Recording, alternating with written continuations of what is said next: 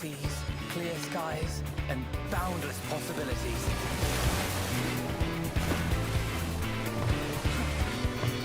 I dare say our destination will soon be in sight. Enjoying yourself for a change?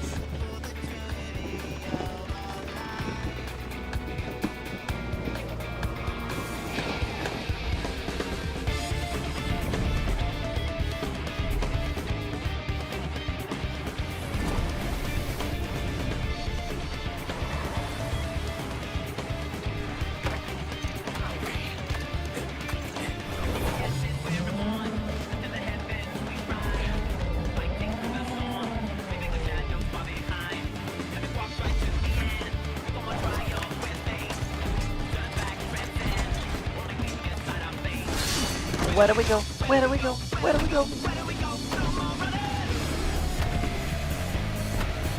You guys are gonna freaking die.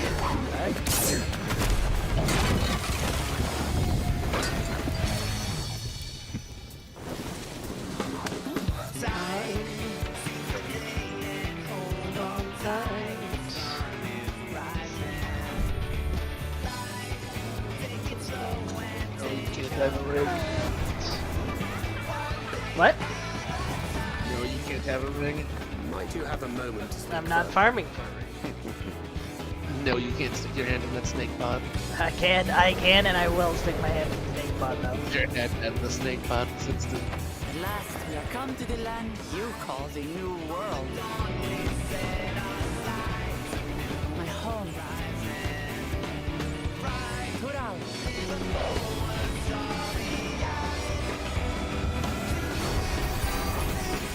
The land you call the New World. For me to poop on.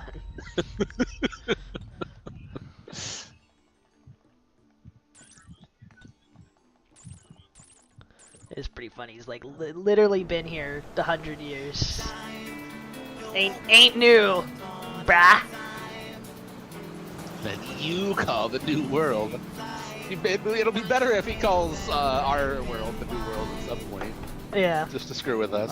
I would enjoy Blue that. seas, clear skies, and boundless possibilities. And boundless possibilities. I dare say our destination will soon be in sight. Well, open the snake jar. Enjoying yourself for a change? Yep. Also, you're very quiet. Ew. Yes.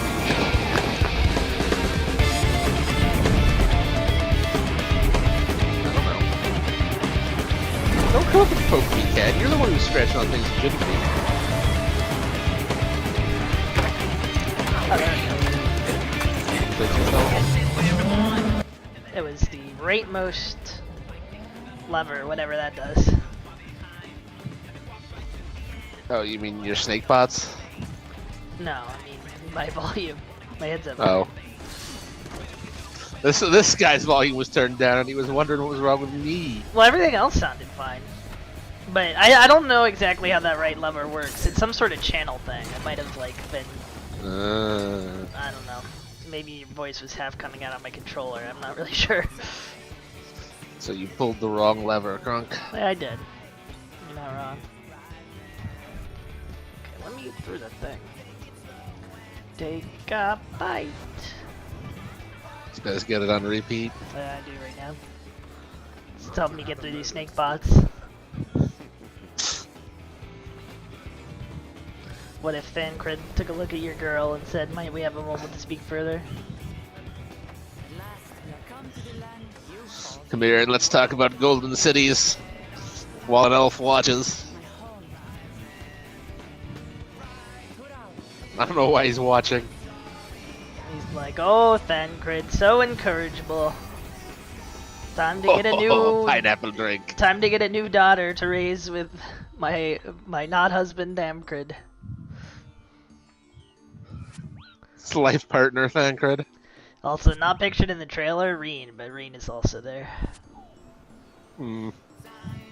How'd she get out of the first? Internet. You wouldn't download a Reen. He's in the next batch, so clearly. Nope. Blue seas, No one's allowed to leave the first. It's like Britain and Index. They can't leave. Trapped there forever. I dare say our destination will soon be in sight. Sad. Enjoying yourself for a change?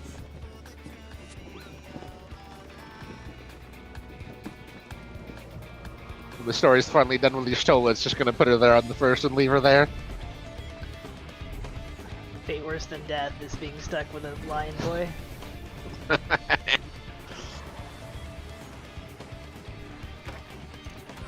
Top 10 reasons why Y'shtola will mysteriously discover access to shards that are not the first.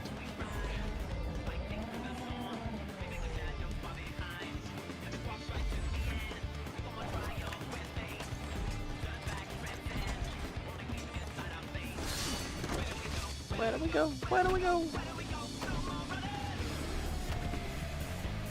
Ho, ho, ho, ho.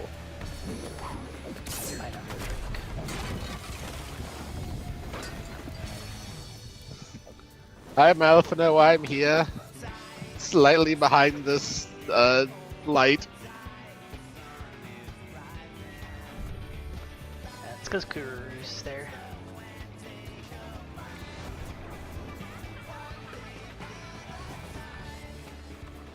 Might you have a moment to speak further?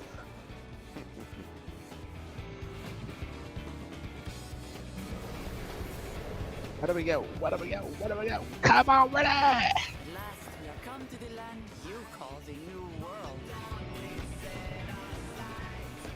My home. Put out.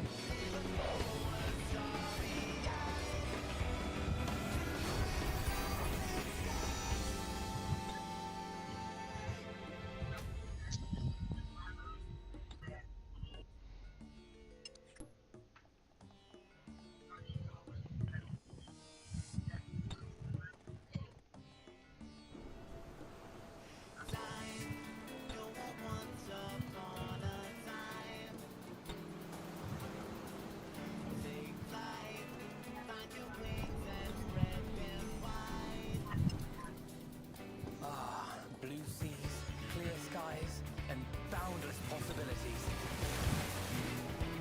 Nice. I dare say our destination will soon be in sight.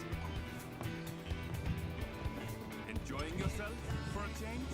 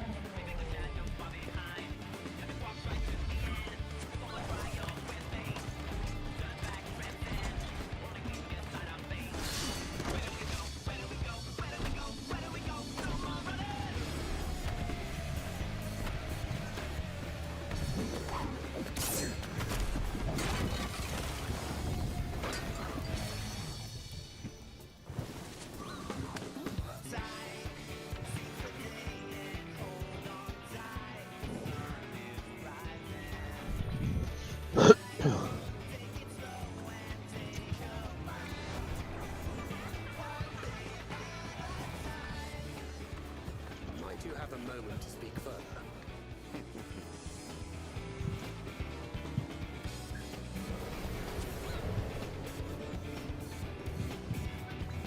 At last we are come to the land you call the New World. My home.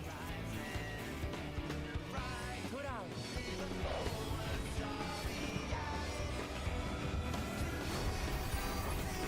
What about the dang sarcophagus? No.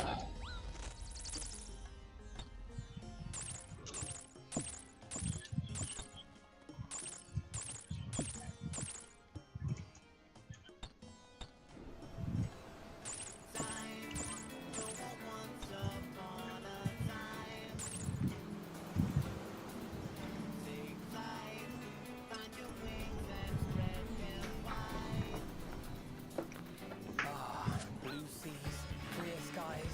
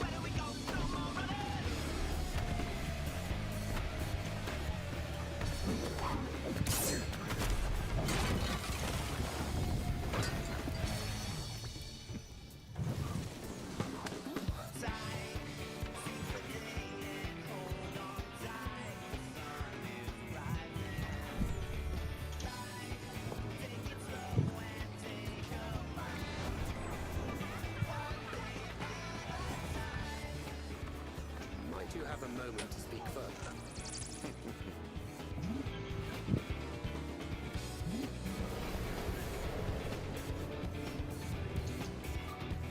At last we are come to the land you call the New World. My home. Tural.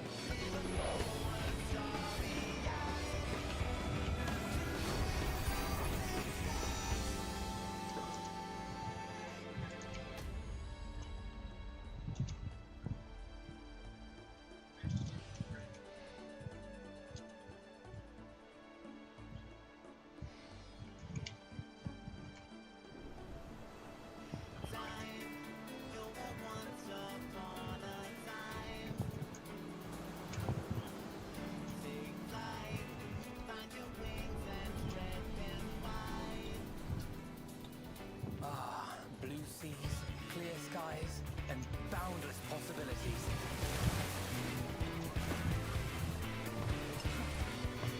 I dare say our destination will soon be in sight.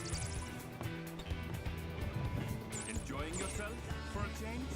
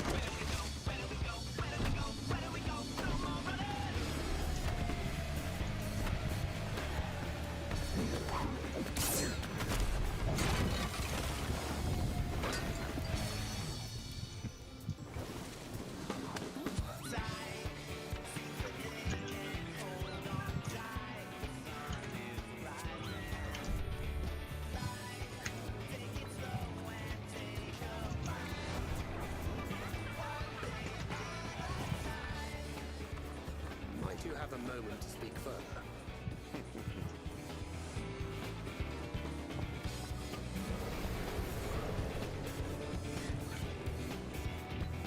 At last we are come to the land you call the New World. My home. Tural.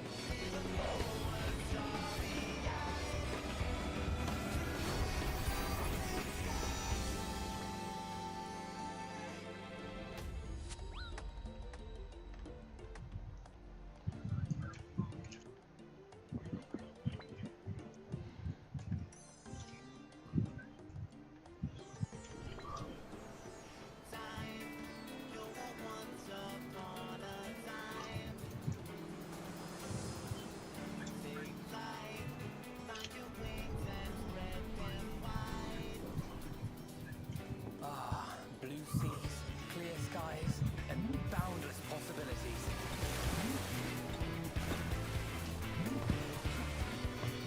I dare say our destination will soon be in sight. Enjoying yourself for a change?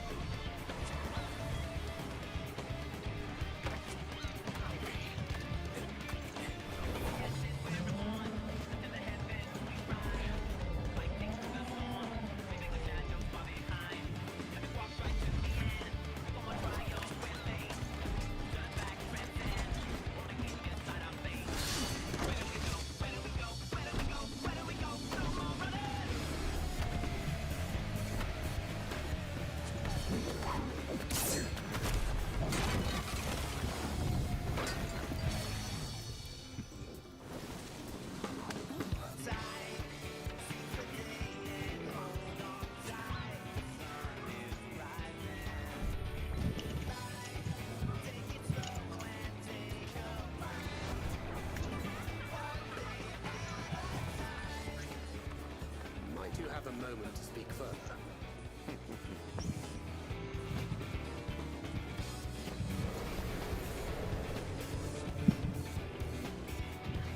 At last we have come to the land you call the New World. My home. Tural.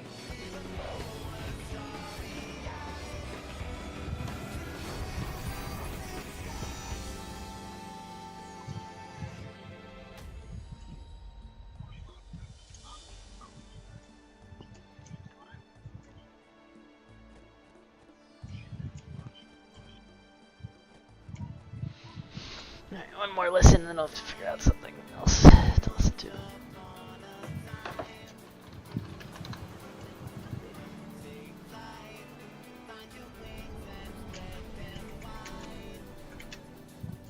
Ah, blue seas, clear skies, Boundless possibilities. I dare say our destination will soon be in sight. Enjoying yourself for a change?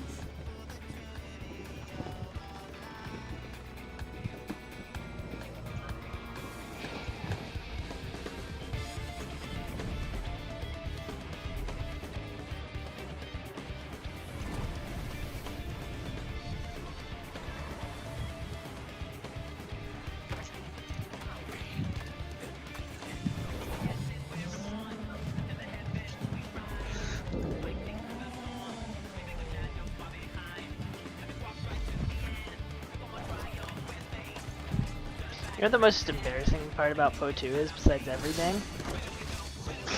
Besides everything. The fact that the beta's a full year away still. Closed beta. Yeah, I was kind of surprised they were featuring it at all this year. I think that's feels like it's game in development hell. Like, it doesn't seem like a game's development is going well when it takes 80 billion years, and you talk so confidently about its direction when it's like 8 million years away still, too. Might you have a moment to speak further? In conclusion, it's me, Ariage. At last we have come to the land you I think the call big the problem is New people just World. announcing shit long before they should. Yeah, that's for sure. I think a lot of the industry might have finally gotten out of that shit.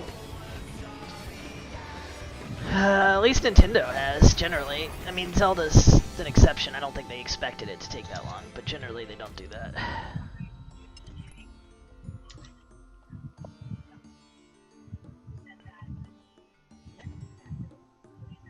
I think the death of E3 might have also helped some in that Thank God. we don't have a big show that we need to announce things at now. We can just announce things when we want. Thank God.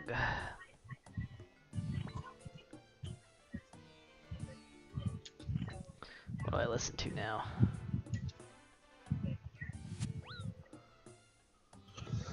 Excellent question. Let's listen to the Pikmin 1 soundtrack.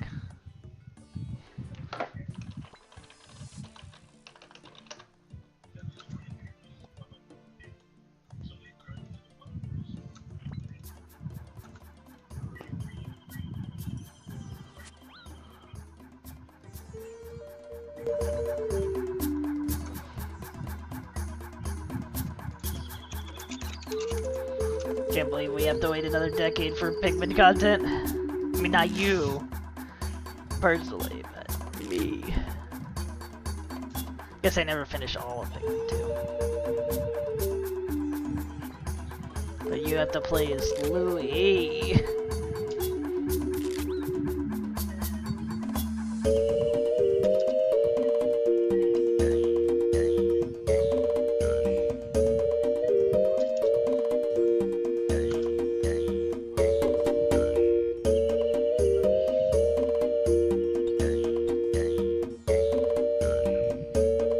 It's me, Louie. Go away. I hate you. It's me, Louie. I want to eat all these creatures.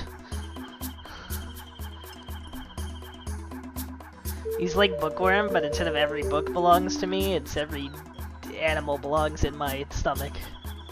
Everything belongs in my stomach.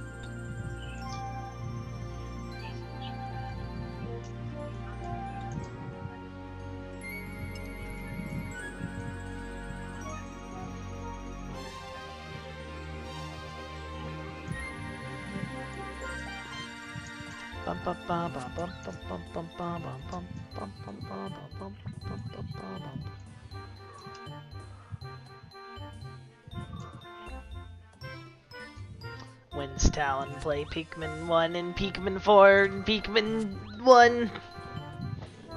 Too many Pikmin, go away. When are we I just playing? want to eat every bulb orb. When are we playing a Pikmin randomizer so that we can get 50 Smoky procs in the frickin' second day?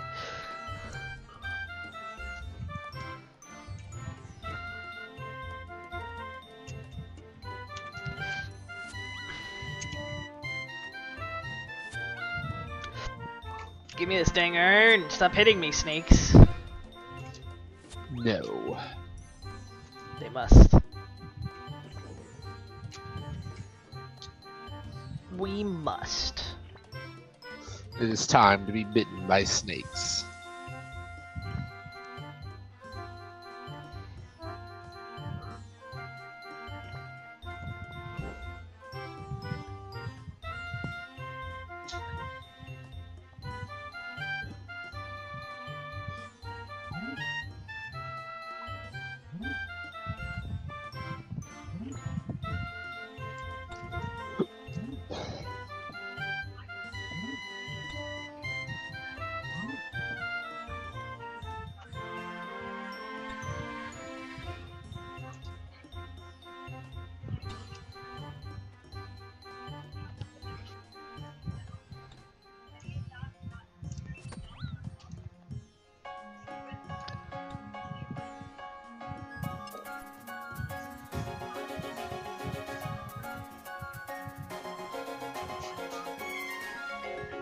I mean, I guess it's a fixed duration song, but I'm still shocked that there's no more that you don't hear in the game for the night theme. It's only 25 seconds long. That's wild.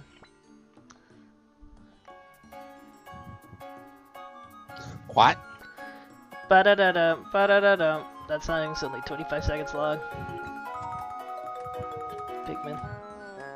Oh, I see.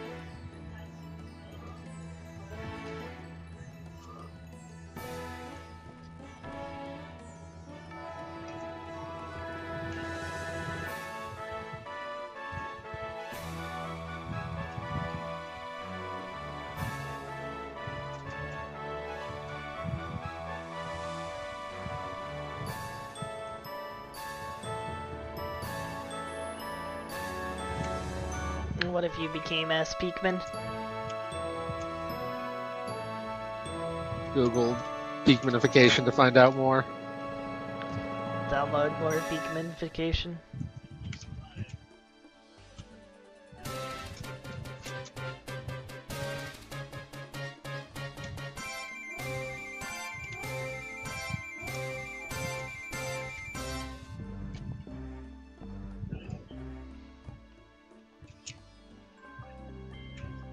What's Peakman 3's music? Maybe that would be a little more extensive.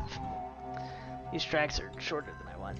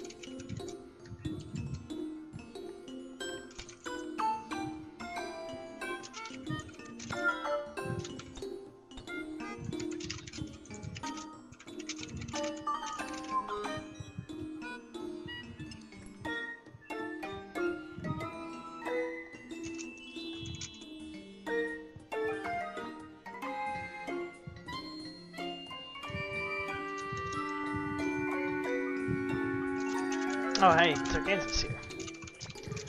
My mid-20s are over, it says. What is he, 30? 30? Ain't old man?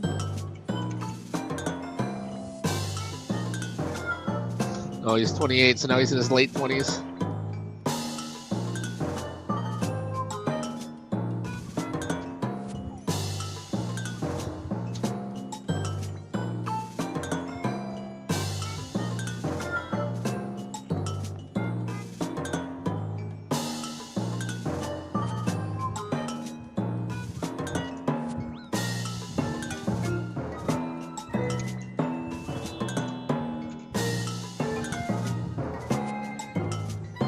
He's already gone, obviously.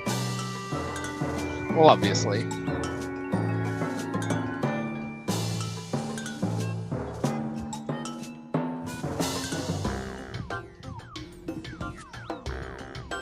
Kenzo posted one thing in chat. My work is done here.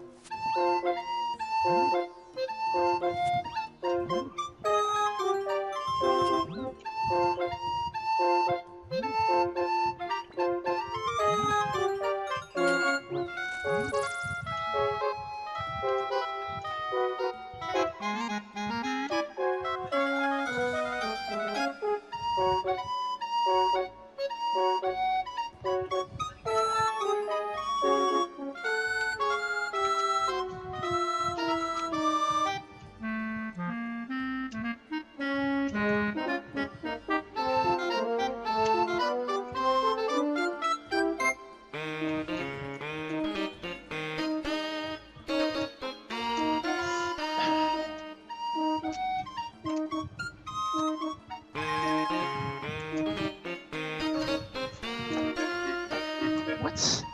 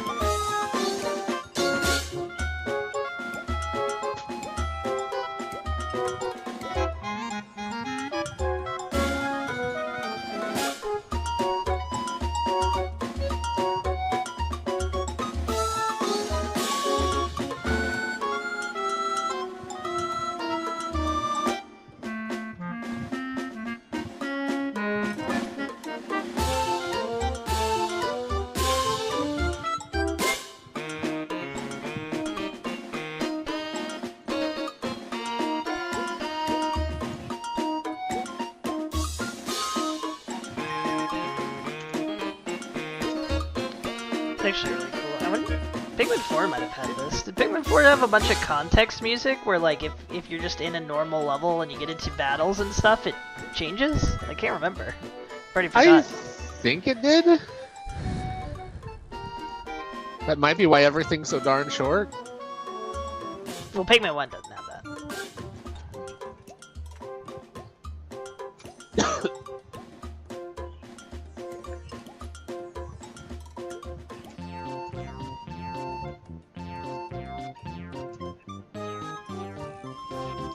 Like in Pikmin 3, there's like a base theme, a working theme, a battle theme, treasure theme.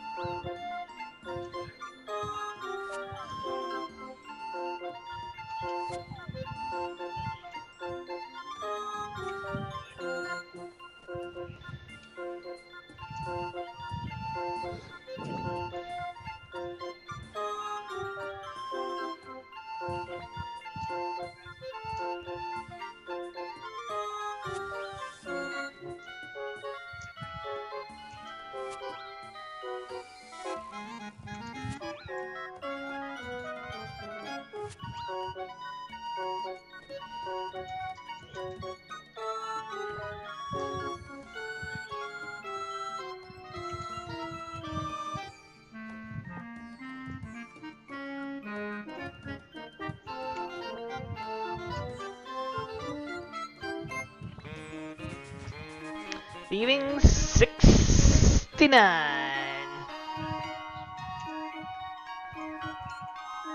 The nice level. Noish.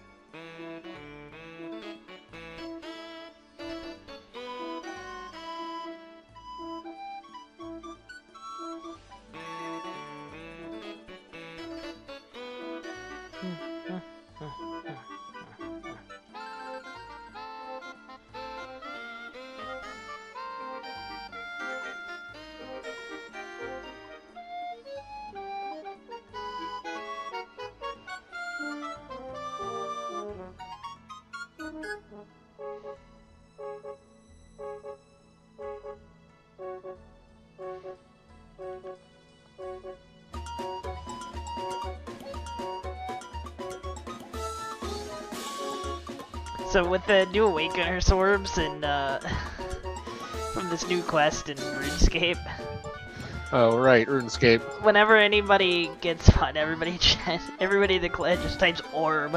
It's great. Orb. Orb. Spherical! You're spherical. I think you'll find I'm not. You're the potato bowl. Yeah. That's not spherical. They are not spherical! Unless you're assuming for the sake of physics. Assume a spherical potato and a frictionless plane. Potato will be spherical when I'm done with it. You're gonna put it in a centrifuge?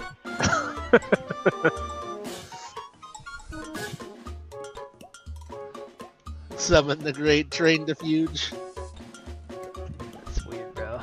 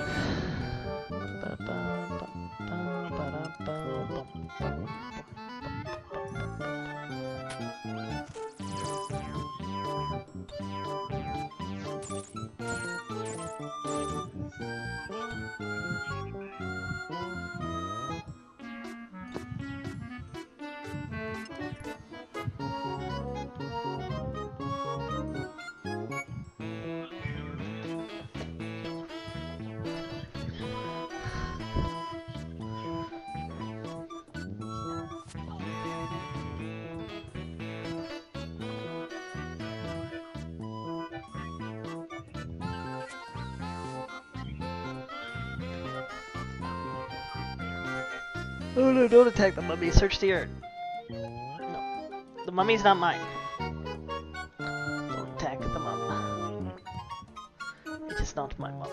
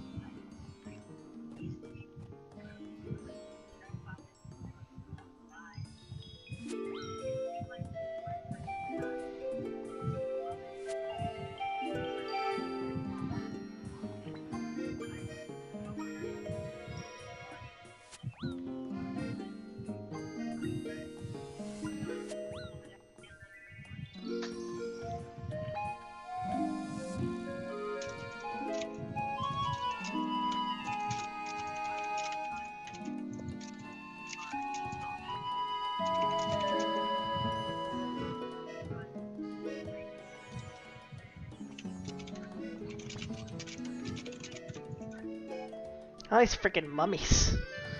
Make them go home to mummy. Get it, mummy? Hey, gotta reach your hand into my pot. I promise the snake won't pop out. I think you're lying to me, Mr. Snake.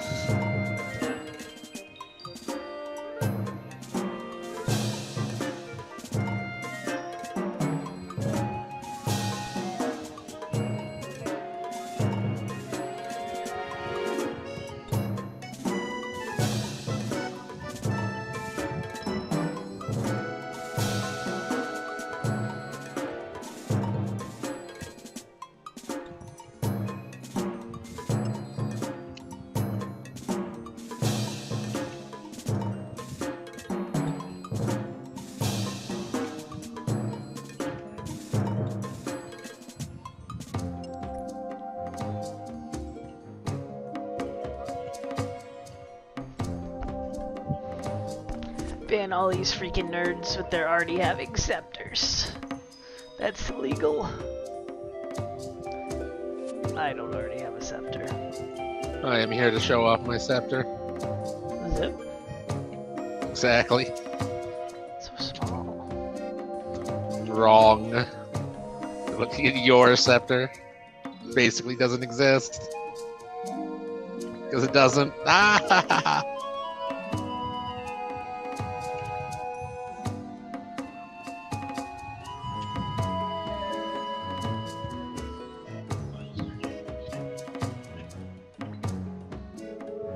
One day you'll have a scepter. Drop chance low. I mean, one day you'll get your ring and your axe. That's not true.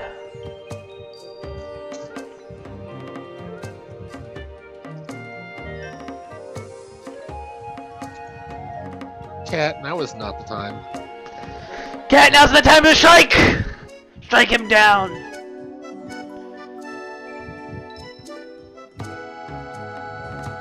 Take your place at my side, Cat. Strike him down.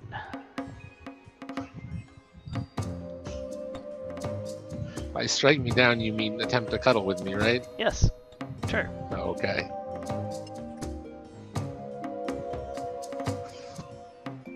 Cat, I am playing video games. Petting you is hard.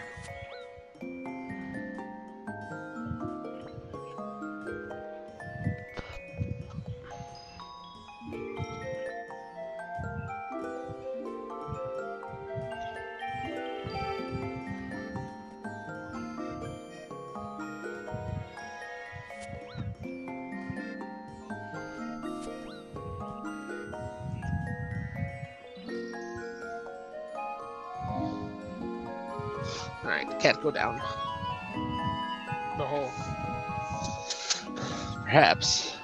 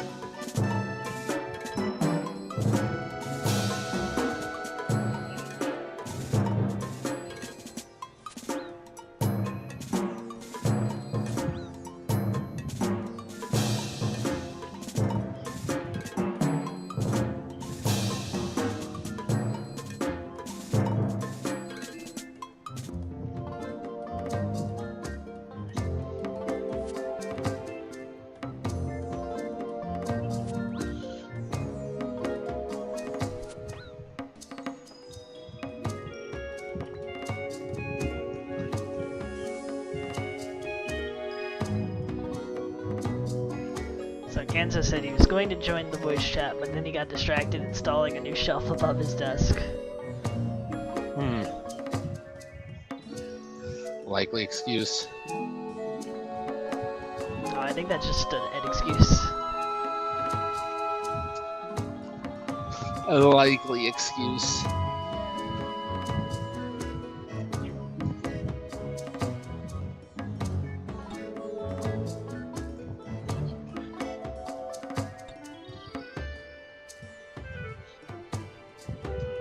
After all, what's stopping him now? Installing a shelf still, probably. How long does it take to install a friggin' shelf? I don't know.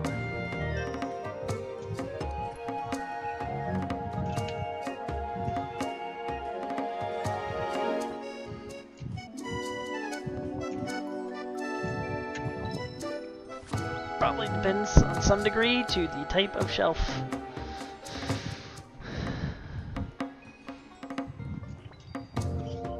Well, so what's he doing typing if he's still installing it? Checkmate. Sorry, Kansas. Oh, he's typing on X. X! Nobody knows what that is.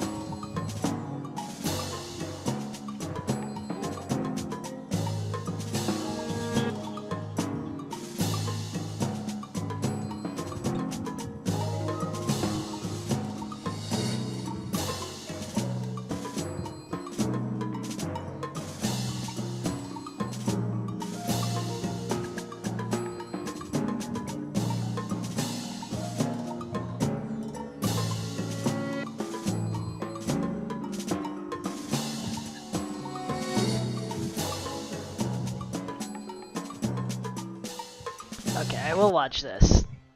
Somebody did the shipwreck tale in 4 days. That's literally 1 stage per level. I'm very curious about this. Or 1 stage per day.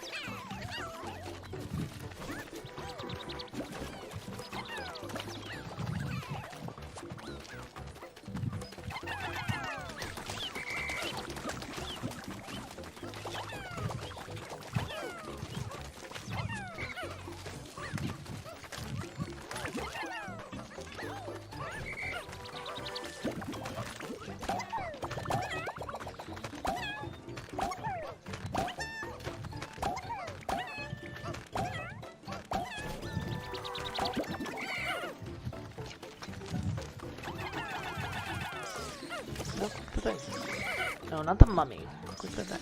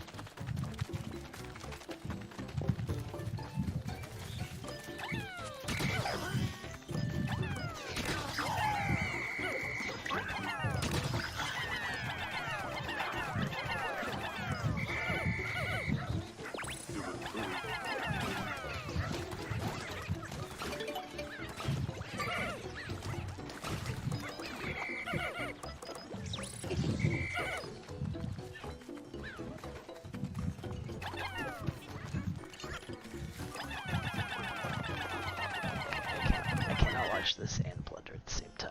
This was a mistake. Anime was a mistake. Obviously.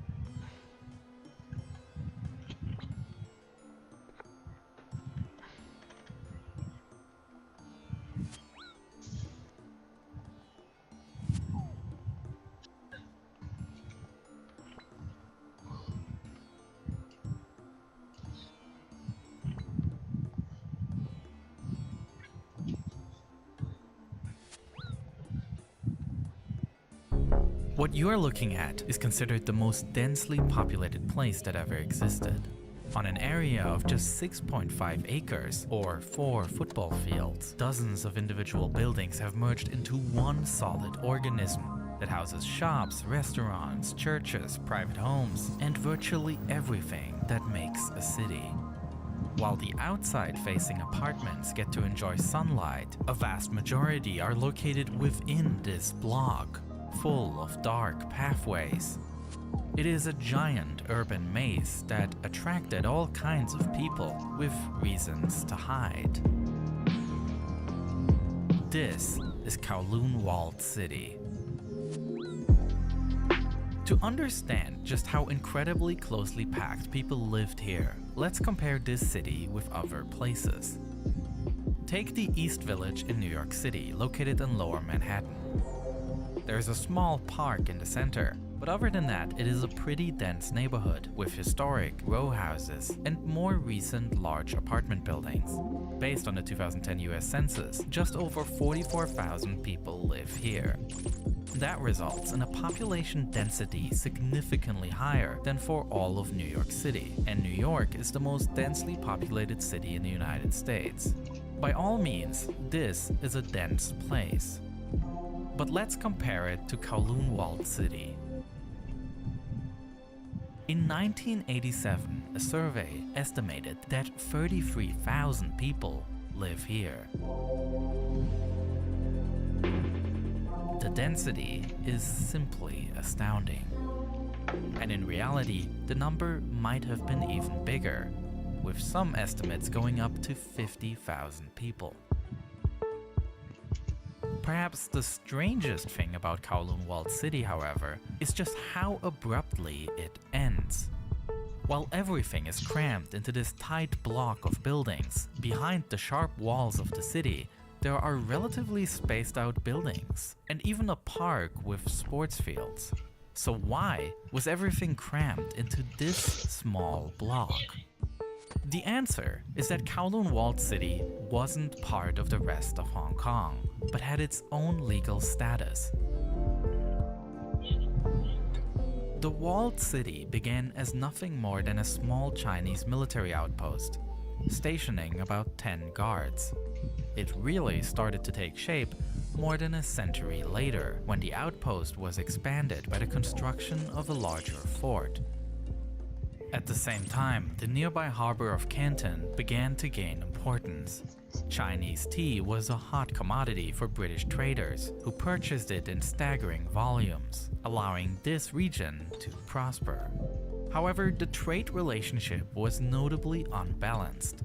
While the British bought large quantities of tea, the Chinese had little need for goods from Europe. To improve this trade balance, the British began to illegally import opium from India to China. This scheme proved effective, with the widespread consumption of the drug escalating rapidly.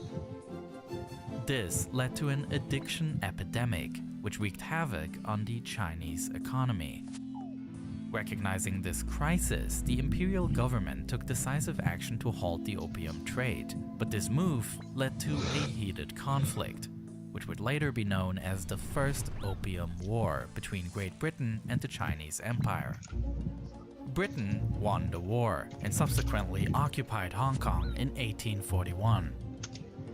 The walled city was not affected as it was located on the island nearby. And as a result of this loss, the Chinese Empire decided to reinforce the fort at Kowloon by building large walls around it, giving the area its lasting name, Kowloon Walled City. At the heart of this fortress, they built a yamen, which is the main office from which this outpost is administered. The tensions between China and Britain continued on, ultimately leading to the Second Opium War in 1860. As a result, the Kowloon Peninsula too fell into British hands. And the final boundary negotiation took place in 1898, resulting in a 99-year lease of the new territories to Britain. This is, in short, the story of how Hong Kong became a British colony as it is commonly known. But what is often overlooked is that the convention included one specific exception: the Kowloon Walled City, which is located inside the new territories, a Chinese enclave in the middle of British Hong Kong. As time moved on, both the Chinese and the British administrations showed a lack of interest in the walled city, leaving it to its own fate. The desolate barracks soon became makeshift homes for squatters seeking refuge. And recognizing the need for community structures, a Protestant church seized the opportunity to establish a senior home within the historic Yamen. But the peaceful existence of this enclave was shattered in 1937, when war erupted between Japan and China. The full-scale invasion initiated by Japan emerged as the central conflict in the Pacific throughout World War II. And by 1942, Japan had taken control of vast swaths of northern China, as well as holding various coastal exclaves, one of them being Hong Kong, which they utilized as a strategic military base. The Japanese expanded the local Kai Tak airport, and to do so they needed building materials. Therefore, they tore down the walls of Kowloon Walled City, which was located right near the airport. The end of the Second World War saw Hong Kong revert to British control. Simultaneously, the newly founded People's Republic of China in 1949 reasserted its right over the Kowloon Walled City. Practically, however, neither the Chinese nor the British took control of this area. And with a massive wave of refugees in the wake of the Chinese Civil War, the need for cheap living space in Hong Kong was immense. And so, in the decades that followed, a maze of buildings grew ever higher and denser. Single houses became multi-story buildings, became 14-story skyscrapers.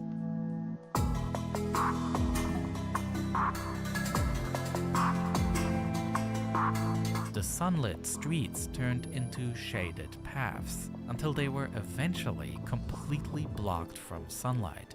Within the confines of the walled city, the laws of Hong Kong were not enforced. Any construction within the city proceeded without adhering to any building codes, with one singular exception. Due to the city's close proximity to Kai Tak Airport, a strict height limit of 14 stories was enforced. Kowloon Walled City was located right along the path into the airport. Landings at Kai Tak were one of a kind, with pilots navigating through Hong Kong's mountainous terrain, flying remarkably close to the walled city on final approach.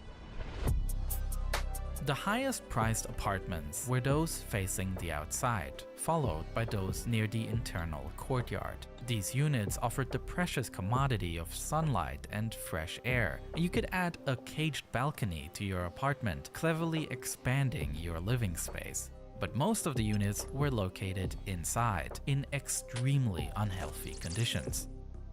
This is a plan for a typical building inside the city. With no windows, people here were completely dependent on electric light.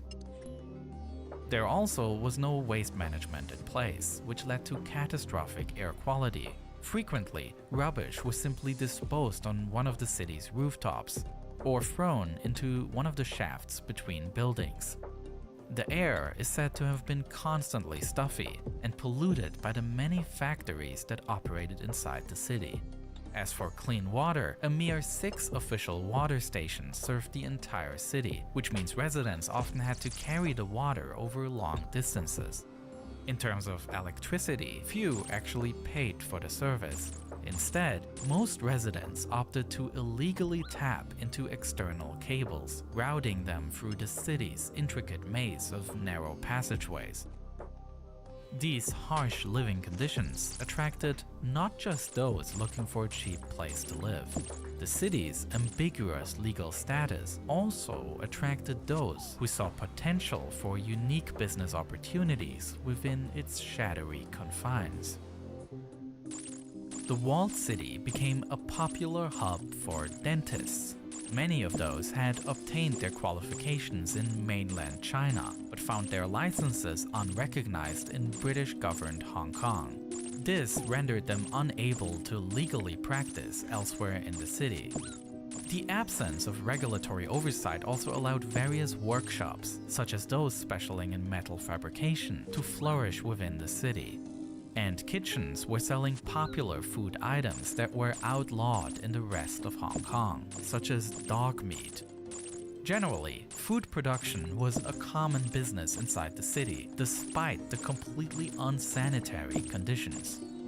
It is even said that many of the delicacies processed here over the day ended up on the plates of expensive restaurants across Hong Kong later in the night. While these kinds of businesses within the walled city skirted the edge of legality, others plunged straight into the realms of serious criminal activity. Just because this city is free from the laws of Hong Kong did not mean it was a space without order. Power structures still exist, with the triads, notorious criminal gangs, controlling the city. While businesses did not pay taxes, many of them were forced to pay protection money to these groups. And the triads themselves engaged in illegal businesses, such as soliciting prostitution, opium dens, and in the later years venturing into heroin trafficking. The Hong Kong authorities found themselves in a difficult position, not wanting to let the growing addiction problem get out of hand. A permanent police presence inside the city would be an affront to China, which still claims the territory as its own. Therefore, in the mid-1970s, the authorities decided to carry out many isolated raids, with police officers storming the city for short periods of time, arresting criminals, confiscating drugs, and then leaving again. In addition, various private aid organizations established themselves, operating a kindergarten as well as a Christian missionary youth center that offers help with addiction. The historic Yamen in the middle of the city became a popular social spot, hosting public events for the city's residents. Even though the situation in the city improved in parts, it was again geopolitical reasons that ultimately ushered in the final chapter of the city. Its legal status was a result of the 99-year lease of the surrounding new territories, and it is precisely that countdown that was coming to an end. In 1984, after years of negotiations, Great Britain and China agreed on a handover of all of Hong Kong back to China. This handover was scheduled to take place in 1997, but the breakthrough in negotiations also cleared up the dispute regarding Kowloon Walled City. Despite massive resistance from the city's residents, the two governments jointly decided that the social situation, the risk of fire breaking out, as well as the fear of any of the buildings collapsing, would justify the complete evacuation and demolition of the city. With the start of the demolition in 1993, Kowloon Walled City came to an end. But as the city fades into memory, two diametrically opposed ideas of its existence emerge. The dystopian image of the city inspired a large number of fictional depictions in film and art, often showcasing Kowloon Walled City as a futuristic hotbed of crime and corruption. As such, the city inspired tons of dystopian fantasies. However, what gets lost here is that this city was also a vibrant, tightly knit community. As chaotic as the city may appear from the outside, there was actually a lot of order. And the notion of complete chaos is simply wrong. You could send a letter to someone living inside the city, and despite the apparent chaos, it would get delivered just fine. People came here with nothing. They then raised children, established businesses, and then had to self-organize those aspects of city life that the lack of government had left out. To many, Kowloon Walled City is a symbol of Hong Kong, showing that hard-working people were able to create community even despite harsh conditions. Today, on the side of the walled city, there is a park where remains of the historical city can be found in several places, such as the historic Yamen building still standing, as well as a small model remembering the urban monolith that once stood here. It's easy to vilify, and it's just as easy to romanticize a place like this. Ultimately, the answer might lie somewhere in the middle. This video was made.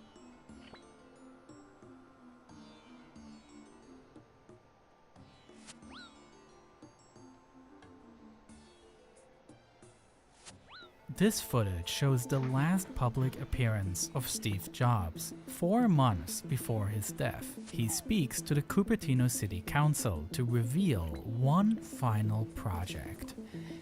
Apple's growing like a weed. And as you know, we've always been in Cupertino. Started in a little office park and eventually got the buildings we are in now at the corner of De Anza and 280. The previous so-called Apple campus was no longer big enough for the growing company. The buildings, constructed in 1993, are arranged along a circular private road, Infinite Loop, named after a programming term for a code that will run endlessly by itself. In order to cope with the growing number of employees, the company started acquiring more and more buildings in the area. Eventually, Apple was operating out of a chaotic mix of buildings that were originally developed entirely separately from one another, and are by no means ideal for a coherent office headquarters. So we're renting buildings, not very good buildings either, at an ever greater radius from our campus. And it's clear that we need to build a new campus. The plan was not to abandon the existing campus at Infinite Loop, but to expand it with a larger, modern one. Apple was able to acquire a large piece of land that is not only located nearby, but also sits directly on Interstate 280, which runs through the entire Silicon Valley, offering good accessibility for employees. A large part of this area was for sale because the computer company Hewlett-Packard closed their offices here, and Steve Jobs personally came full circle by acquiring this site, as it was somewhat personal to him. When I was 13, I think, I called up Hewlett-Packard were my idols, and I called up Bill Hewlett because he lived in Palo Alto, and he picked up the phone, and I talked to him, and I asked him if he'd give me some spare parts for something I was building called a frequency counter. And he did, but in addition to that, he gave me something way more important. He gave me a job that summer, a summer job at Hewlett-Packard, right here in Santa Clara off 280, the division that built frequency counters. And I was in heaven. Well, right around that exact moment in time, Hewlett and Packard themselves were walking on some property over here in Cupertino, in Prune Ridge, and they ended up buying it. And they built their computer systems division there. And as Hewlett-Packard has been shrinking lately, they decided to sell that property, and we bought it.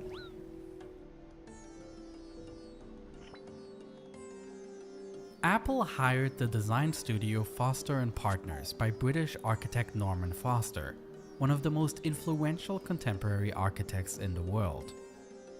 Foster's career initially took off in the 1970s when he made his name by creating machine-influenced buildings that borrowed industrial design elements for a modernist look. Over the decades, his style has evolved, and his newer buildings feature less harsh elements but an evolving modern aesthetic. His buildings display a functional modernity, a good fit as his design approach is akin to Apple's own product philosophy. In designing the new Apple campus, Foster worked closely with Steve Jobs, who had a very personal vision for the project, and Johnny Ive, then Apple's chief design officer, who, having worked at Apple since the late 90s, was about as renowned in the field of product design as Foster was in the field of architecture. It was the beginning of a special partnership of exceptional talents. We've seen these office parks with lots of buildings, and they get pretty boring pretty fast. So we'd like to do something better than that. And the campus we'd like to build there is one building that holds 12,000 people. The final complex is called Apple Park, and it is characterized by its centerpiece, a single ring-shaped building surrounded by vast parkland. And while the campus itself is the result of a unique collaboration, the building is designed to enable exactly these types of collaborations. The parks should invite employees who may work in completely different parts of the building to cross paths and exchange ideas. The circular building is divided into 9 sections, each connected by a light-filled atrium. And although the building as a whole offers an enormous amount of space, due to the ring shape, it is not overwhelmingly large at any individual point. Within the individual segments, walkways lead around the building along the outer and inner rims. These walkways are separated from the outside only by a continuous wall made of glass that stretches from the floor to the ceiling, allowing a panoramic view of the surroundings. Apple claims that these are the largest curved glass panels used in any building to date. And sticking out from the facade are white canopies, positioned to cast shade at the interior hallways. In addition, these elements are also part of the building's active ventilation system, bringing fresh air in from the outside. The office space is also kept very open, with glass walls laying out an open pot design. In this concept, the employees are given access to a large open floor plan where they can self-locate to available desks. This layout should increase collaboration and is inspired by co-working spaces and college campuses. But this vision of a modern working environment clashes with reality in many places. There are reports that some of Apple's employees dislike the open pod concept, with programmers struggling to concentrate in this new setup. Another place where employees come together is the central cafeteria. It is a single lunchroom for the entire building. The light-filled space that rises from the floor to the roof, offering a massive open room, is intended as yet another meeting space. And along the outer wall, there are 2 giant glass doors that can be opened to allow the interior of the building to flow seamlessly into the exterior landscape. When it came to the design of the parks, it was important to Steve Jobs that the landscape is a reflection of the California landscape he grew up around. The new campus is not only close to the previous campus, but also not far from where everything started for Jobs. His childhood home, where he assembled the first Apple computers together with Steve Wozniak in 1976. More than 30 years later, in addition to the immense global influence the company has exerted, Apple has also become a fundamental part of the local environment in which Steve Jobs grew up. Not only as one of the largest tenants in the area and as a large employer, but also as the city's biggest taxpayer. The company that once started in a garage here had transformed the entire neighborhood. The parks at the new campus therefore had to celebrate the local environment, and Steve Jobs wanted them to be based on nearby Stanford University. Jobs appreciated the park layout here, designed by Frederick Law Olmsted, who is considered the founder of American landscape architecture. Steve Jobs also appreciated the extensive hiking trails that surrounded the Stanford Dish, right behind the university. For the design of the parks, reclaimed landscape architect Laurie Allen was hired, who relocated to Palo Alto for 4 months in order to Get your get hand a out of me, real Pod. feel for Nope. the local No, environment. no. Get out of me, His Pod, park right now! design is a Nope. representation of my the pot. California Bite. landscape. Bite. On one hand, I'll there is a just cure the wide poison. meadow extending Cured. from the building, which can Super be used poison, for can't events be book, cured. and read a book, resembles read a book, campus cured my parkland poison at by reading Stanford book. University. It's There not are how also poison 2 works at all. I read freestanding from my cafes here. grassroots heights. Adjacent behind are several rows of an orchard containing over 800 Poison does fruit not work trees, that way. referencing Goodbye. the Bay Area's countless food plantations. And then there is this man-made pond, again referencing the waters of the surrounding area, which enable all the greenery to exist. California's 2 largest rivers flow all across the state until they ultimately meet right here in the Bay Area before flowing into the ocean. It is a fascinating piece of landscape architecture that symbolically reflects this unique region of the country. And all of this is surrounded by different types of oak trees that structure the landscape both inside and outside of the building, creating a natural feeling parkland that connects the different parts of the building with pathways. For the planting of the trees, Apple hired the arborist Dave Muffley, who had previously planted the Stanford Dish that Jobs wanted to replicate. Today, about 20% of the space is landscaping. Most of it is a big asphalt parking lot. We want to completely change this, and we want to make 80% of it landscape.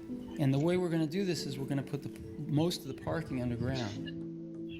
Accessible through these tunnels is the underground parking garage, which was custom designed with the same level of detail as the main building.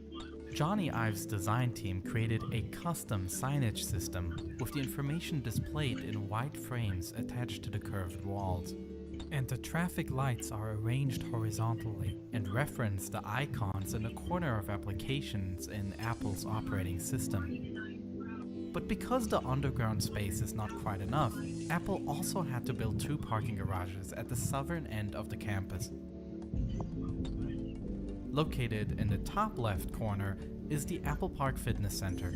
On the outside, there are facilities for team sports like volleyball, basketball, and soccer, while inside there is a full fitness studio accessible to Apple employees only. Located on the other side of the park is a building that regularly is open for outsiders during Apple's press events at the Steve Jobs Theater. However, only the entrance pavilion is visible above ground, because the actual auditorium itself is completely underground.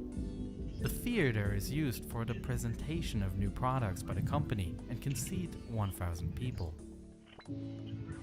The award-winning pavilion above ground stands out for the fact that there are no support columns.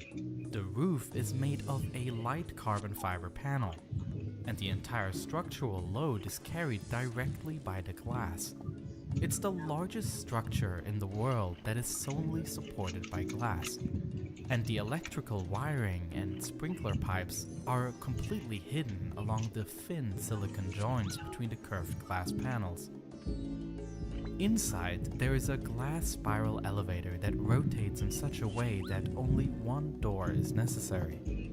It is just one out of countless details that were specifically created, such as custom-designed elevator buttons, door handles, or even specially designed pizza boxes for the cafe, which Apple even patented. Apple Park is a space with no compromises, but implementing the idea of a collaborative space so radically led to issues for cases where the reality required different setups. With the needs of certain teams not matching that overall vision, Apple had to build separate buildings for research and development departments. These are departments where confidentiality is especially important, and the resulting building doesn't follow the open, transparent idea of the main building. The roofs are filled with AC ventilation shafts instead of solar panels as present on the rest of the campus. The offices are also arranged in a more traditional way instead of the open concept. And surface level parking is available in front of the rectangular office towers. The magnificent round building is by no means sufficient for Apple, and instead of using the large space effectively, new buildings are built nearby with less ambitious design approaches. And it's pretty amazing building. It's a little like a spaceship landed. Perhaps Steve Jobs' comparison of the building with a spaceship applies to much more than its visual appearance. Apple Park is an uncompromising attempt to create an isolated island that bears little relation to the life and troubles of the adjacent streets and communities. Apple operates its own private bus service to shuttle employees through the congested Silicon Valley. The company also operates its own private medical centers in Cupertino, exclusively for employees. While Apple's attempt to create an isolated environment for its employees is rife with benefits, it might be even more forward-thinking if the company had instead created a campus in an environment where interaction with local businesses is encouraged, where environmentally friendly short commutes would be possible, and where the success of their campus could rub off on the environment and integrate into modern city planning solutions. Perhaps the goal wasn't to create the most practical campus, but rather to create a building that embodies some form of perfection, that is intended to set standards within the company and display the approach for how the company should develop its products. More than anything, Steve Jobs approached this campus not as an architect or a productivity expert, but as a storyteller, aware of the power a well-told story has to inspire. I think we do have a shot of building the best office building in the world. And I really do think architecture students will come here to see this. It shows that architecture can do many different things. And while this massive building is made to symbolize and nurture a specific design approach, in my next video I will look at a very, very different piece of real estate, as I will be exploring the Las Vegas Strip. Similar to this video, I have mapped out the area in 3D, and I will be exploring how two companies alone have secured control over a large part of the casino business in Las Vegas. The video will go live on YouTube in a couple of weeks, but you can already watch it right now on Netflix. When you visit Las Vegas, you will have the impression that there are countless different hotels and casinos competing for your attention. Consider this area, for example, on the southern edge of the Strip. There's the Excalibur Hotel, which appears as a medieval castle. Then there is the Luxor, with an ancient Egyptian theme, and the Pyramid main building. And there's the Mandalay Bay Resort, which focuses on opulence with its gold-colored glass facade. But anyone who chooses the Luxor Hotel and is roaming through the casino and the various shops might all of a sudden find themselves inside one of the other two casinos. That is because all three casinos are connected by indoor walkways. You can stroll back and forth between the hotels without setting a foot outside. A similar walkway can be found between the Horseshoe Hotel, formerly known as the Baileys, and the Paris Hotel, both located roughly in the middle of the Las Vegas Strip. But why do these hotels make it so easy to stroll to their competitors? Wouldn't they do everything to keep you just within their premises? As you probably figured out at this point, both the Horseshoe and the Paris belong to the same parent company, Caesars Entertainment. And the three other hotels, Luxor, Mandalay Bay, and Excalibur, also all belong together and are operated by MGM Resorts International. In fact, the probability that your hotel belongs to one of the two companies is fairly high, since more than half of the casinos on the world-famous Strip are now operated by one of these two companies. Now, this was not always the case though, as the current situation is the result of a fascinating development, decades of mergers and acquisitions, and to this day, the battle for Las Vegas is still ongoing.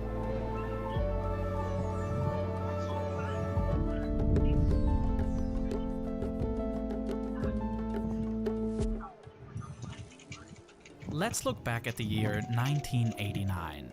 The year where the Mirage Hotel opened in Las Vegas. Fantasy becomes reality when the Mirage appears on the Las Vegas Strip.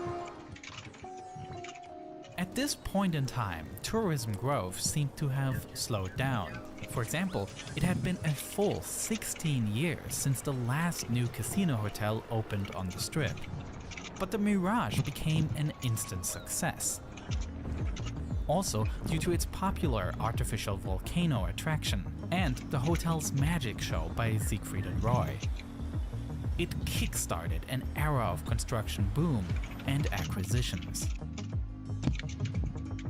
In 1990, Circus Enterprises opened the aforementioned Excalibur Hotel with a family-friendly medieval theme. Immediately, thousands of locals and tourists poured inside. The Excalibur is aiming their business towards families. While mom and dad gamble upstairs, their kids go downstairs to the arcade.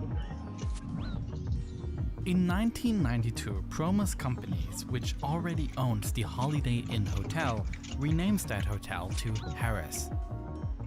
In 1993, the city gained an additional 3 casinos. MGM Grand opened the MGM Grand Hotel. Mirage Resorts opened Treasure Island.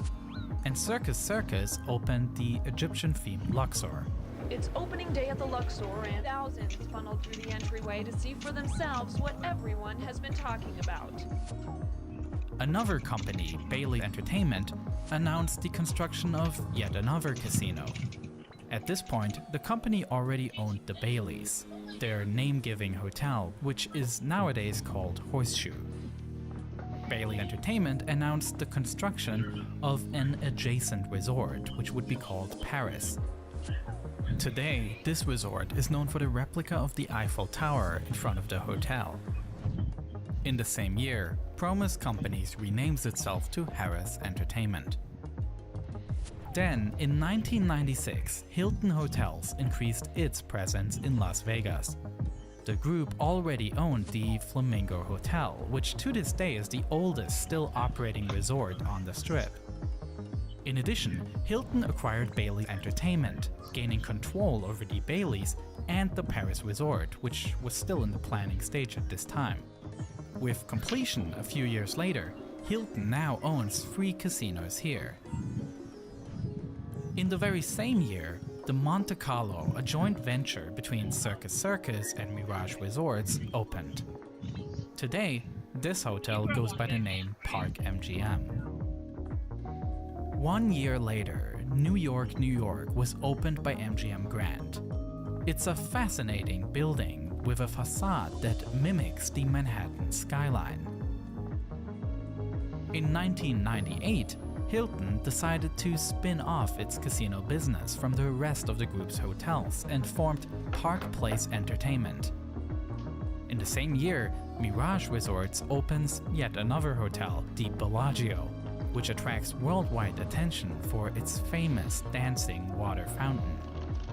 In 1999, Circus opened the Mandalay Bay Resort, the one with the gold-colored facade. The group also changed its name to Mandalay Resort Group.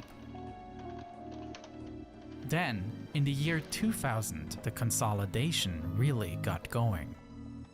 Park Place massively expanded its portfolio by acquiring the large Caesars Palace Hotel. And MGM Grand acquired Mirage Resorts, renaming itself to MGM Mirage. The competition for supremacy in Las Vegas was in full swing. In 2003, Park Place changed its name to Caesars Entertainment, a more well-known brand due to the popularity of the Caesars Palace Hotel.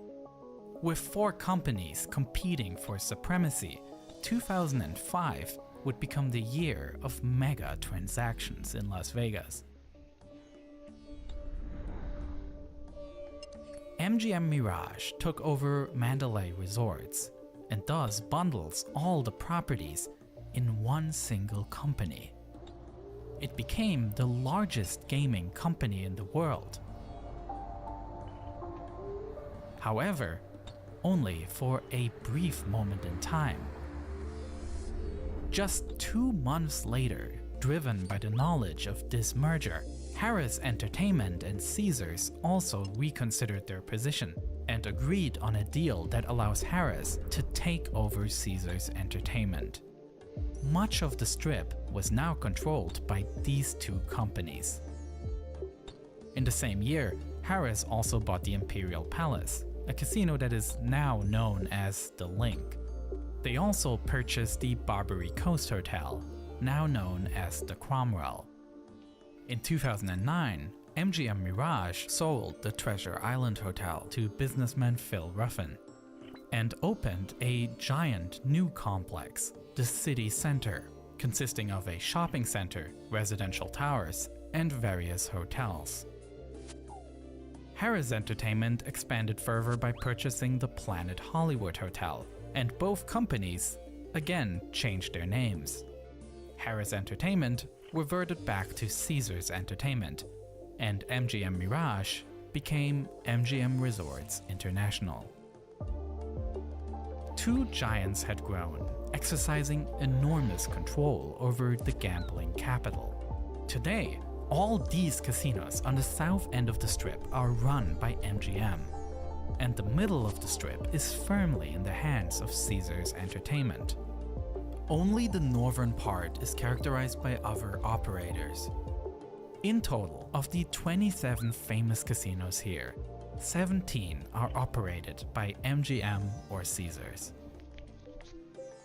Both companies have built customer reward programs that work across all their resorts, so whenever you spend money in one of the casinos belonging to the respective group, you receive points, and depending on the number of points, you are classified in a rewards tier, which is associated with various benefits. A system designed to retain customers and prevent them from going to their competitor. But the map as we see it here only tells part of the story, because if you look at the ownership of prominent resorts, you will often find that a completely different company name appears. Vici Properties. Vici, as in Veni Vidi Vici, a reference to Caesar. Vici Properties is listed as the owner of the MGM Grand, which is operated by MGM, the direct competitor of Caesars. So what is Vici Properties? While in 2010 MGM and Caesars appeared like strapped giants, behind the scenes, Caesars was crumbling. Amidst all these acquisitions, Caesars Entertainment had undergone a complex transformation itself, as the investment companies Apollo Global Management and Texas Pacific Group jointly took over Caesars Entertainment and privatized the publicly traded company with a leveraged buyout. This means that a large part of the takeover amount is financed by debt, with the assets of Caesars Entertainment acting as security. The $30.7 billion deal was the fourth largest leveraged buyout ever at the time. What followed were controversial restructurings that made creditors feel betrayed, as well as large amounts of debt that had to be managed, all at a time amidst the global financial crisis of 2008 and weakened consumer behavior in the years that followed. The leveraged buyout turned into a disaster. Breaking overnight, Caesars Entertainment filed for Chapter 11 bankruptcy protection, hoping the court agrees to its plan to get out from under $18.4 billion of debt. With Caesars Entertainment Operating Company, the largest subsidiary of Caesars, put into Chapter 11 bankruptcy, the company began a more than 2-year-long process of reorganization, and a compromise between creditors and owners was being negotiated. In the end, Caesars creditors acquired approximately 2/3 of Caesars Entertainment, while Apollo and Texas Pacific Group had to reduce their stake in Caesars Entertainment Corporation, initially to 16%, a little later, dropping out completely. The real trick, however, is that Caesars Entertainment was split into 2 completely separate companies, and this is how Vici Properties was born, a pure real estate company that would simply own the casinos. So while Vici Properties owns the land and buildings of the hotels and is less dependent on the fluctuations of the gambling business, Caesars Entertainment can focus entirely on operations and is lightened of assets.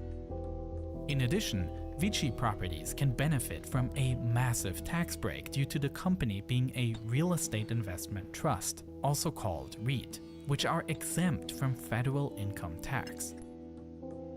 A similar step also had been taken at MGM Resorts.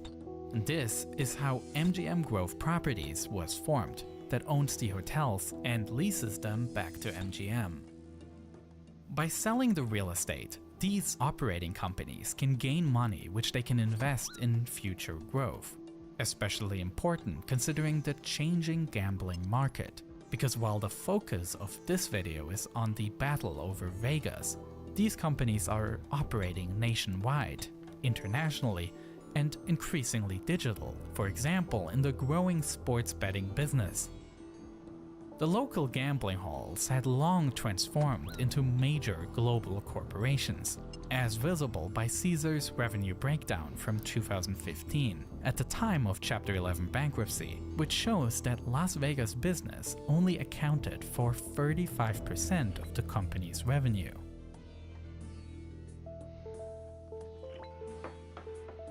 Eldorado Resorts is buying Caesars Entertainment, creating a major casino giant. The deal is worth $17.3 billion. With Caesars Entertainment growing even more by merging with Eldorado Resorts, 2022 would see yet another mega transaction that will once again bundle ownership in Vegas, as Vici Properties acquires MGM Grove Properties, giving the company control over a large part of real estate in Las Vegas. The battle for Las Vegas is won on 2 fronts. While this map, which we looked at earlier, depicts the operating business of the casinos, ownership of the real estate is often in someone else's hands. These are all of the properties on the strip that are owned by Vici Properties at the time of making this video. Alongside some former Caesars and MGM properties, Vici also owns the Venetian Hotel and the land under the T-Mobile Arena. With the real estate business of Vegas now opened up, conventional big players such as the Blackstone Group are investing into the city as well, with purchases such as the Bellagio, the Cosmopolitan, and the Aria and Vdara hotels in city center. The battle for Las Vegas has fundamentally changed, now split into real estate competition and into the casino operating business. And just like the city never sleeps, the battle is unlikely to ever end. This video was made possible by CuriosityStream.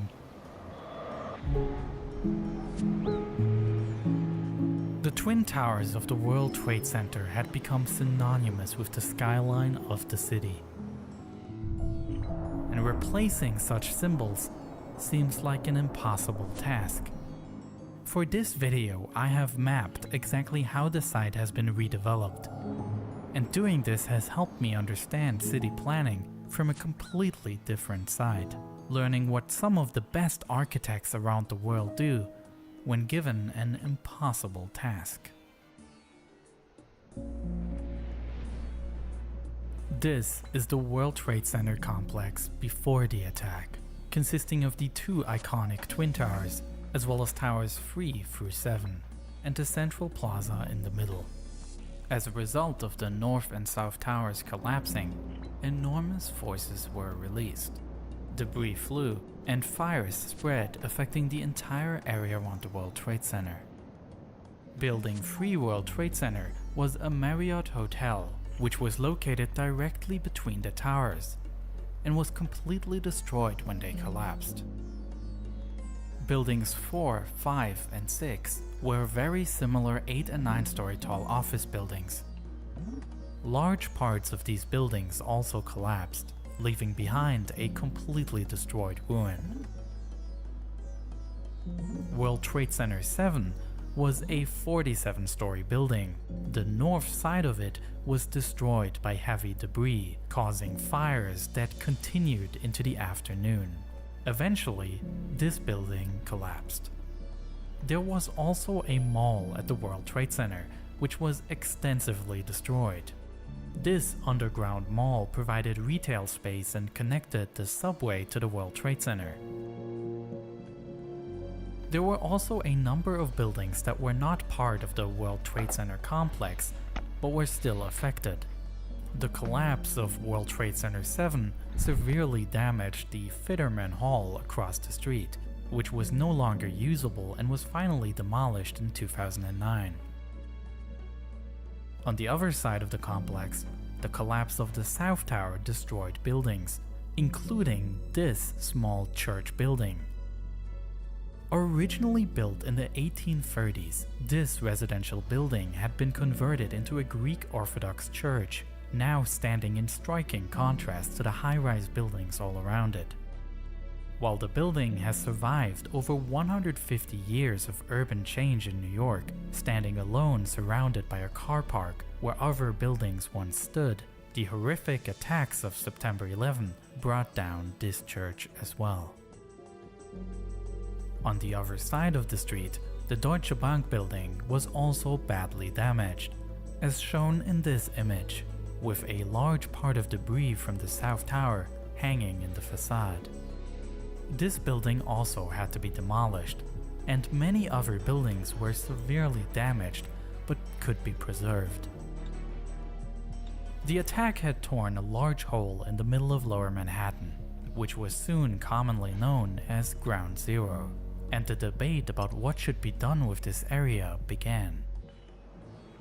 First of all, the question arises as to who actually owns the land and is in charge of rebuilding. Almost the entire World Trade Center complex originally belonged to the Port Authority of New York and New Jersey, an organization that reports to the respective governors of the two states. In order to reduce costs, New York Governor George Pataki, who was elected to office in 1995, wanted to change the ownership structure and initiated the privatization of the World Trade Center. The shopping center beneath the World Trade Center was leased to Westfield, a corporation that operates shopping centers worldwide. For the Twin Towers, as well as buildings 4 and 5, a bid from the American real estate investor Larry Silverstein was accepted, who acquired them on a 99-year lease. Larry Silverstein wasn't completely new to the site, as he had already owned World Trade Center 7 since the 1980s. free World Trade Center, the Marriott Hotel, was leased by the Port Authority to the hotel's real estate subsidiary. And 6 World Trade Center had already been leased to the US government, which used it as an office building for several federal agencies.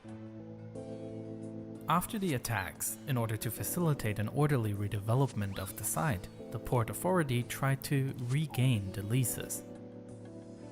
Marriott Hotels reached an agreement with the Port Authority to terminate their lease. The US government also terminated the lease and promised that it will instead become a tenant in future buildings on the site. Also, the Westfield lease was acquired back by the New York Port Authority. However, the company will later still be involved in creating new retail space on the site. Meanwhile, the Port Authority also took over the site of the Deutsche Bank building, which will now officially become part of the World Trade Center complex. Larry Silverstein, however, retained his rights under his lease, which means that the Port Authority will have to come to an agreement with him on how the site should be redeveloped. The question of what to do with Ground Zero was discussed widely, because in addition to the owners, it was a question that also concerns the families of victims of the attack. The Twin Towers of New York had become a symbol of the city, and any new use of the area would also be interpreted as a sign for how the city and the country deals with grief. A number of very conflicting proposals emerged in the years that followed. And while some have criticized the lack of progress on Ground Zero, others have criticized the urgency with which some investors want to place new buildings on the site. You've got to think about it from the point of view of a soaring, beautiful memorial. And then if we do that right, if we do that part right, then the economic development will just happen. Then millions of people will come here and you'll have all the economic development you want, and you can do the office space in a lot of different places. While New York Mayor Rudy Giuliani spoke out against creating office space in his farewell speech, Larry Silverstein, on the other hand, was interested in rebuilding the lost office space as quickly as possible. Silverstein was still obligated to pay the New York Port Authority monthly lease payments of $10 million. It turns out no matter how committed the public discourse on the subject was, ultimately, something like this cannot be decided free of economic and political constraints. Silverstein, annoyed at the slow process, immediately began building a new World Trade Center 7. This was possible because he had acquired this building years before he had acquired the rest of the site, which is why the insurance claims were settled separately. Construction on the new 7 World Trade Center started in 2002 and was completed in 2006. The glass office building is therefore not part of a master plan that was drawn up for the rest of the site during this period. Because unlike Silverstein, the New York Port Authority wanted to develop a concept for the use of the entire area before developing any buildings. The New York State government created the Lower Manhattan Development Corporation. The idea was that this new body should be able to mediate between the various interests. A design competition for the redevelopment was launched, and already in 2002, the finalists were presented to the public. The designs, made by some of the most renowned architects on the planet, deal very differently with the site's past. For example, there was this design with 2 open lattice towers that commemorate the original Twin Towers and act as a memorial to the attack. These towers, connected in one place, are not buildings with usable office space, but an open structure intended to allow visitors to climb the towers. But with some investors eager to recreate the lost office space, some of the negative reactions to this proposal show a difficulty with designing for the site. Architects need to find a compromise between a structure made to remember what happened and one made to redevelop. Another proposal deals with this exact challenge somewhat differently and tries to solve this compromise by combining both aspects. The centerpiece of the plan, designed by English star architect Norman Foster, are new twin towers, which are architecturally connected at several points and triangular in their shape. And shining through the transparent elements is the building's internal structure, which is directly reminiscent of the original towers that once stood. This proposal deals very directly with the fact that the missing towers will always be a part of the collective memory of New York's skyline. Therefore, the new buildings are designed so that if the lighting conditions are just right, these memories of a past skyline can reappear. For some, the proposal was a successful symbol, while others warned that these direct references to the Twin Towers will make the attacks the sole defining event for the city for all time to come.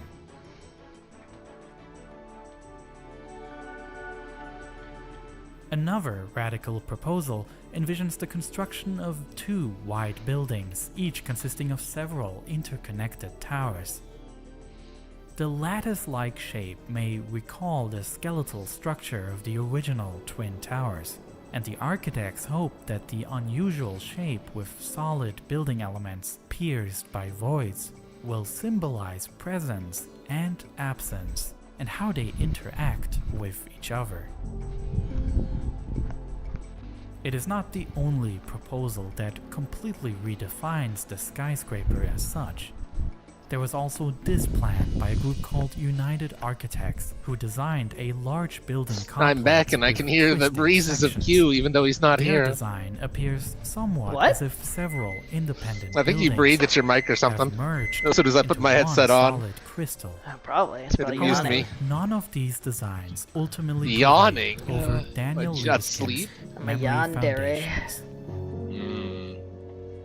Liebeskind envisioned several buildings standing along an arch around the original site of the Twin Towers, and the buildings are designed to align in ascending order of height when viewed from the Statue of Liberty. Liebeskind, who himself immigrated to the United States as a boy, skillfully uses the symbolic power of the skyline, and his approach stands out for how personal it is. I'm doing it because I believe in it. I believe in contributing a thought about how to develop the site and what this site means to me personally also. Centrally planned is a single skyscraper with the symbolic height of 1,776 feet, commemorating the year of the signing of the Declaration of Independence. The building should have an office part as well as a thinner glass spindle that extends upwards in which gardens are located. And the spire of the building will not be centered as usual, but sit on the side, again referring to the Statue of Liberty's side-mounted torch. But as much as the focus was understandably on the symbolic centerpieces, the design competition was actually more of an order for architects to draw up concepts for how the space should be used. In other words, planning the street layout and where office buildings should stand and where the memorial site can be built. The mock-ups of specific buildings, such as Liebeskind's Garden Tower, only serve to offer the public a better idea of what it could become. At the same time, the mock-ups can also be understood as an indirect application by Daniel Liebeskind to also be hired to design some of the buildings. At a certain point you told one journalist, I'm not here just to design the curbs of the streets. Well, I hope not. I hope that I get to design some buildings on the site, absolutely. But you're having to fight your corner. Well, nothing is given in life. Larry Silverstein felt that this competition wasn't necessary. After all, he considered himself to be able to select architects on his own, and he has chosen the architect David Child from the architecture company Skidmore, Owings & Merrill. In the years that followed, there were countless compromises and changes to Liebeskind's plan, with only the basic layout remaining. While the original World Trade Center represented a large block within Manhattan, Liebeskind's plan partially restored the city's original grid as it was before the Twin Towers were built. Therefore, Greenwich Street and Fulton Street were rebuilt. Another central aspect of Liebeskind's design that prevailed was the idea of making the original site of the Twin Towers a memorial and a museum. However, where Liebeskind could not assert himself was with the design of the new One World Trade Center. Silverstein had commissioned David Childs to have his own design made, which looked like a 64-floor tall office tower, which is extended with an open-air structure in which an array of wind turbines will be located. In an attempt to compromise, the two architects then developed a joint proposal combining the different plans, creating a building that once again had the spire desired by Liebeskind. After all the private negotiations and this enforced collaboration, will Freedom Tower end up looking as it does in the latest model? If we rebuild the World Trade Center in the form of a skeleton, Freedom Tower, the terrorists win. The compromise proposal failed, and Childs was commissioned to redesign the building again, without the ambitious open-air structure. The plan for the building, as it stands today, came about. A twisting glass monolith that would become the country's new tallest building. But in order to actually implement this plan, it was first necessary to facilitate a complex exchange of property rights and leases.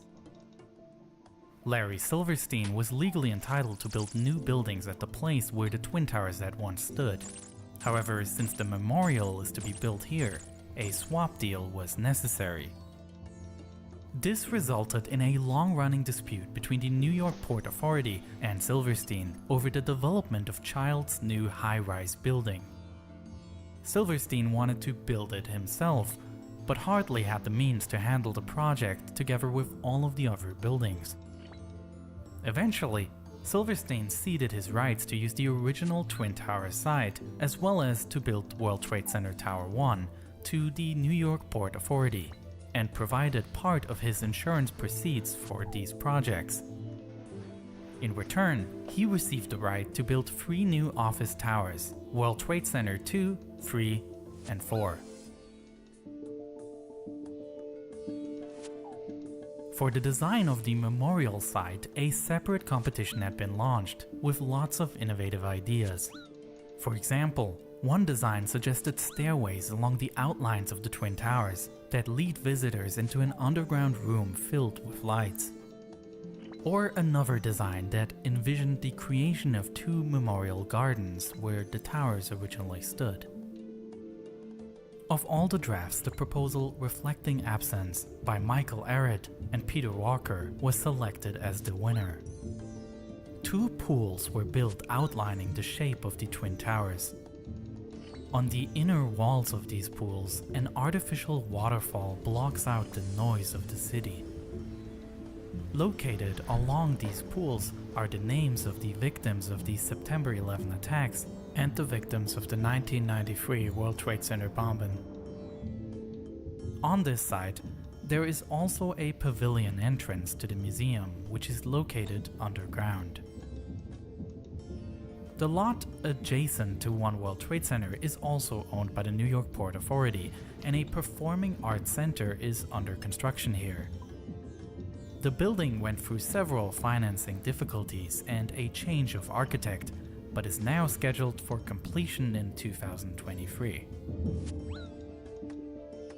Now let's look at the 3 lots that were part of the swap between the New York Port Authority and Silverstein. Developed by Silverstein, the 4 World Trade Center opened in 2013. It is a glass skyscraper that offers plenty of office space due to its large footprint. 3 World Trade Center also is an office tower. It is an additional 6 floors taller and was opened in 2018.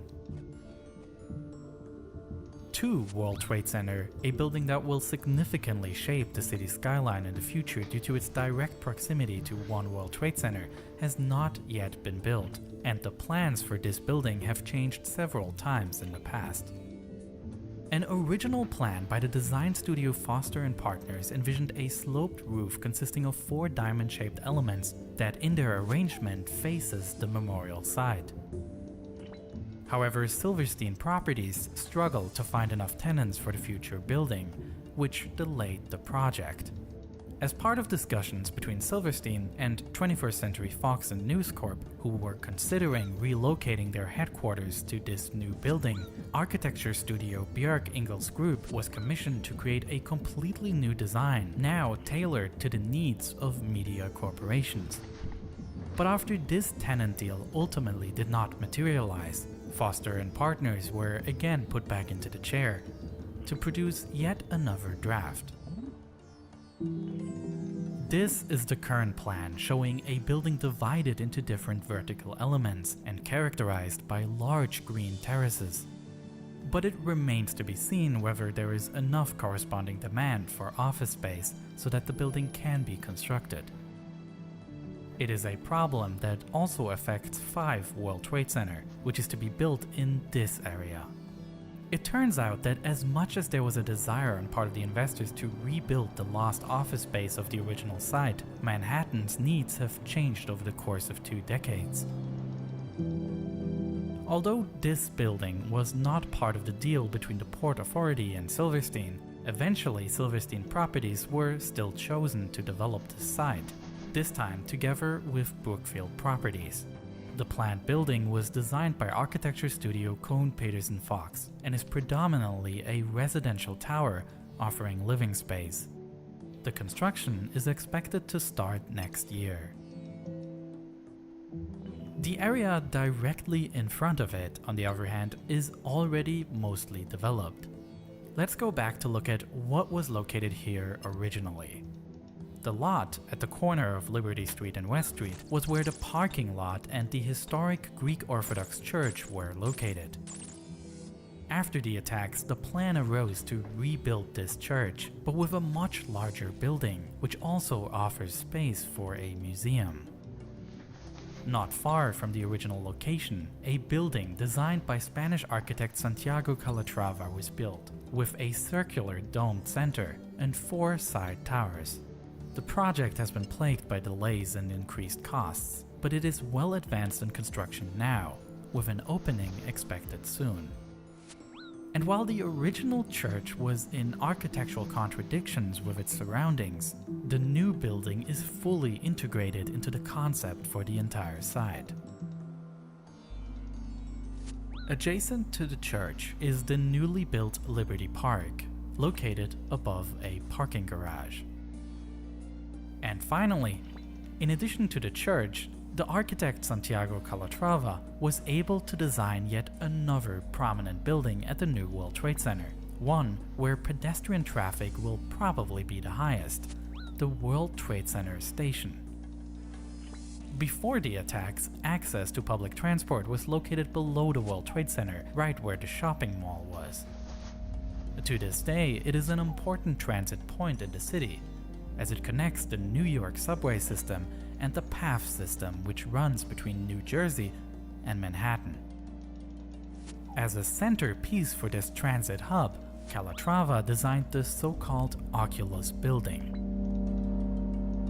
The ambitious design is characterized by white steel ribs, which on the outside create a shape reminiscent of a white dove, a symbol of peace. And the same arrangement of ribs creates a light-filled elliptical dome that is accessible to the public to access the underground stations. At the top of this hall is a skylight which is angled to frame the One World Trade Center, while also serving as a memorial every year. The skylight was designed so that it can open and close, which is done only once a year on September 11, for exactly 102 minutes. The length between the first impact and the collapse of the World Trade Center. The arrangement is also aligned in such a way that the sunlight shines directly through this gap at that time. Unfortunately, there have been technical issues with this roof for years, yet overall the station is an intriguing design and a strong feature of the site today. And the large hall serves as the Westfield shopping mall with 2 floors of retail space. While Westfield had initially leased the mall under the Twin Towers, they have been heavily involved in creating this new space. The current World Trade Center is fulfilling many of the same tasks as the original one, providing office space for tenants of real estate investor Silverstein, a transit hub, as well as retail space for Westfield, and a new Greek Orthodox church. But it also fulfills a completely new task as a memorial site. There has been much criticism of individual buildings here, as well as about the power that investors like Larry Silverstein had in shaping this process, oftentimes working against the vision planned in Daniel Libeskind's plan. But Libeskind, when asked about these difficulties in 2004, at a time amidst intense debates about the site, expressed understanding. If you read the New York Times quote, "The incredible shrinking Daniel Libeskind, how Ground Zero's architect went from master planner to minor player." If being minor player means that I believe in democracy, and I believe in compromise, and I believe in evolution, then I'm very happy to be 5'3" as I am. Even if the site as it is today is the result of countless compromises, with radical architectural ideas oftentimes not able to assert themselves, it is also this exact squabble of interest that can be seen as a democratic development. That maybe amidst all valid criticism, there is also value to the fact that interests were weighed, that this wasn't one top-down vision, but an open process. For me personally, mapping out these changes has made me understand the local history of events that fundamentally shaped the global context I grew up in. If you go to the site today, there are remnants of the original World Trade Center. The bronze sphere, designed by Fritz Koenig, originally located on the plaza in front of the towers, is now standing in Liberty Park. A tree originally planted in the 1970s survived the attacks and is now found in the Memorial Park. And when you go into the underground museum, you will see an exposed wall.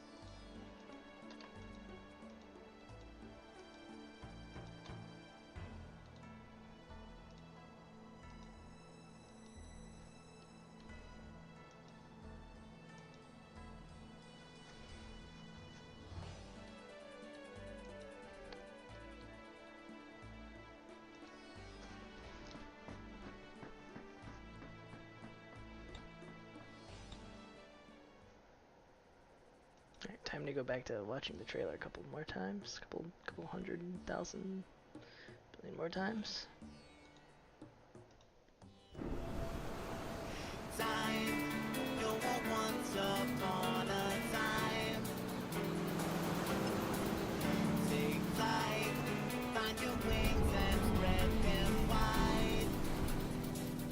Ah, blue seas, clear skies, and boundless possibilities.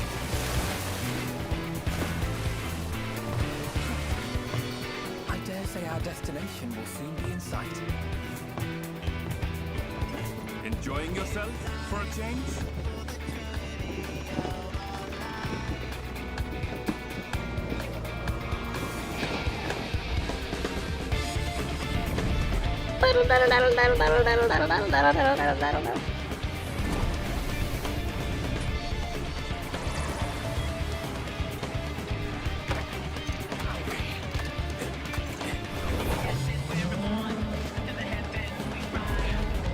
I don't know what's going on here through my music, but get out of me, pod.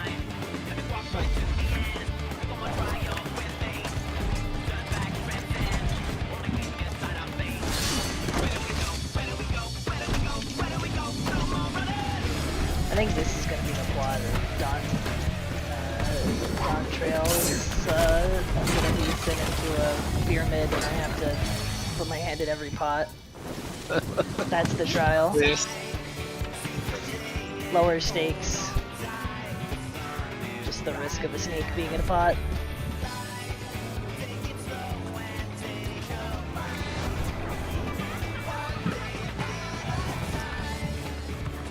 Might you have a moment to speak further?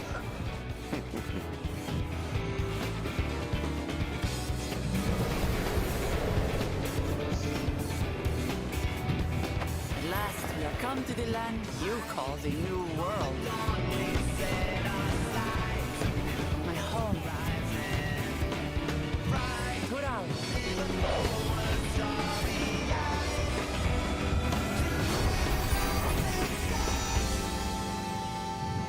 Toradu. What if you were Toradu? Toradu. I would be the new world, but not actually very new at all. Old busted world. Mom will jaw, we're an ARR. Wake up, sheeple.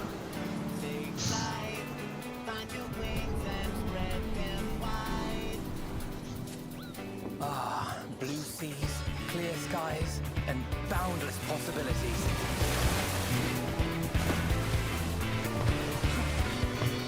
I dare say our destination will soon be in sight. Enjoying yourself for a change?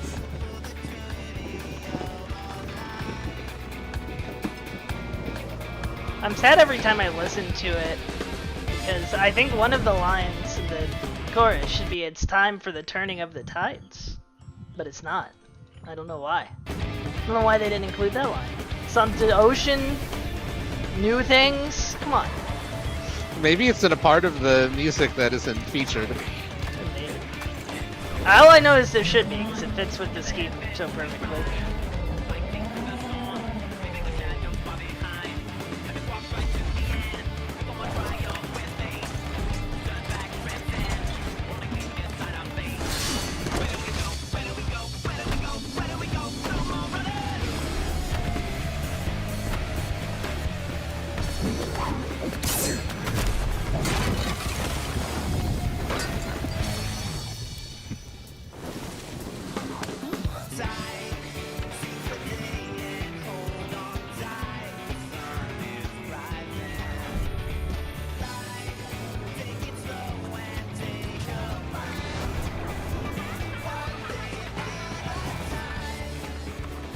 Might you have a moment to speak further?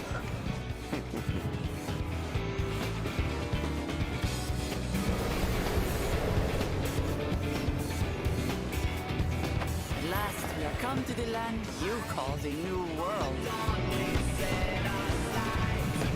My home. Put out.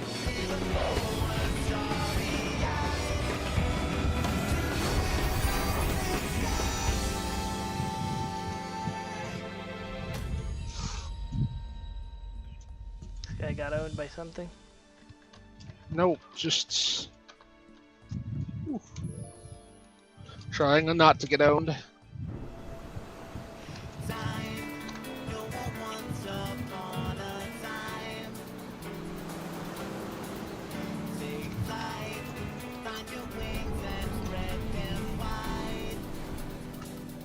Ah, blue seas, clear skies, and boundless possibilities.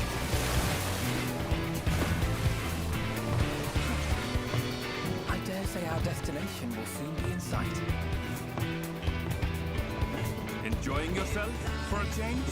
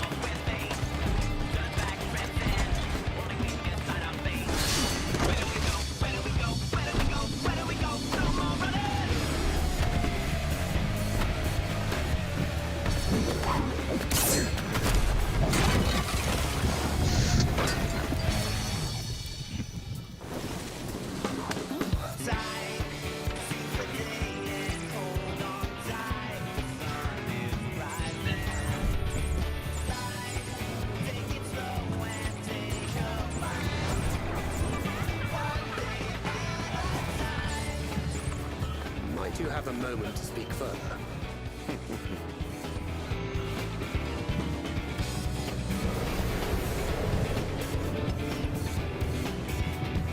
At last, we have come to the land you call the New World. My home. Put out.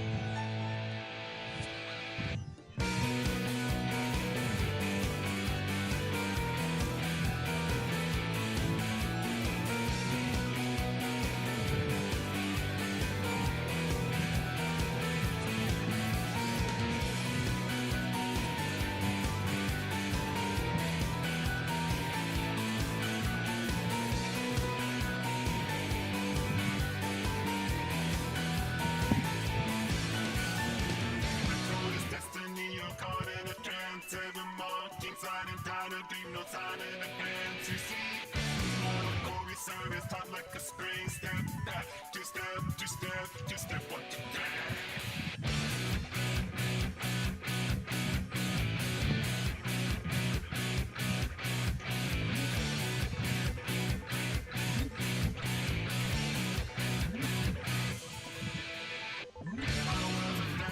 No more than a jest, ever feeding off the fallacy, creating this master down. Inside this big machine with all of the rest, break free to phase electricity.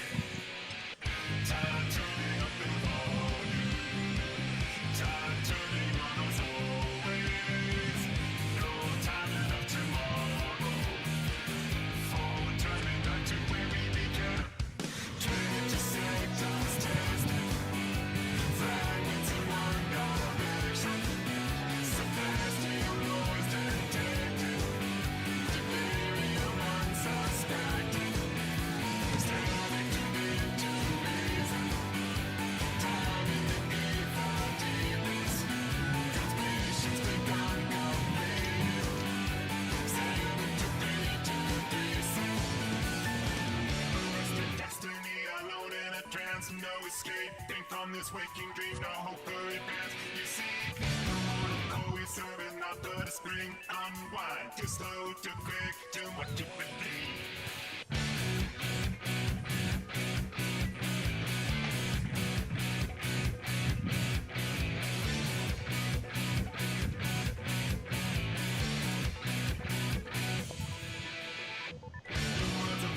You fail the test, ever forging all new fallacies, creating a mess to back into this brick machine with all of the rest. DC, dying electricity. Falling back right into the system, falling back on all that's erased.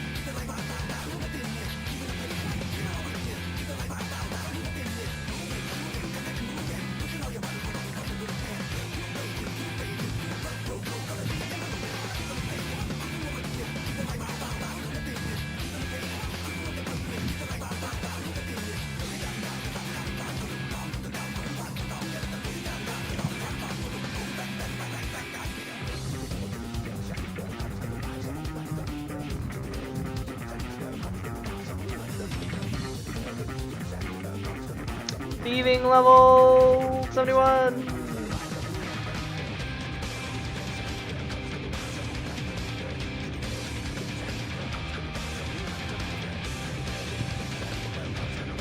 Gonna bite your hand and make you poisoned.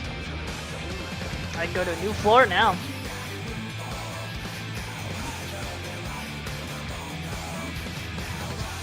Even more snake bites. Could be.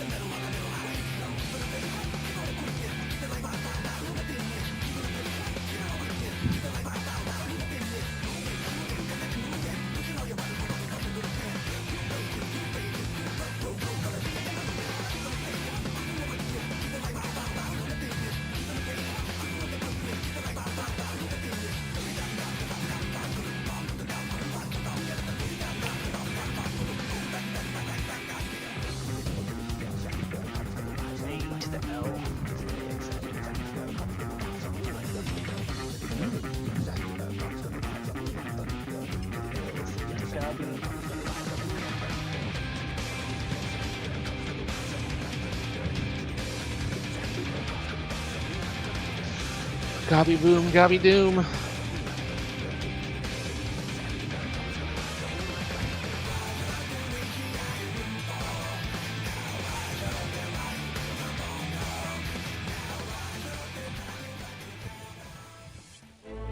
Hello? Click the...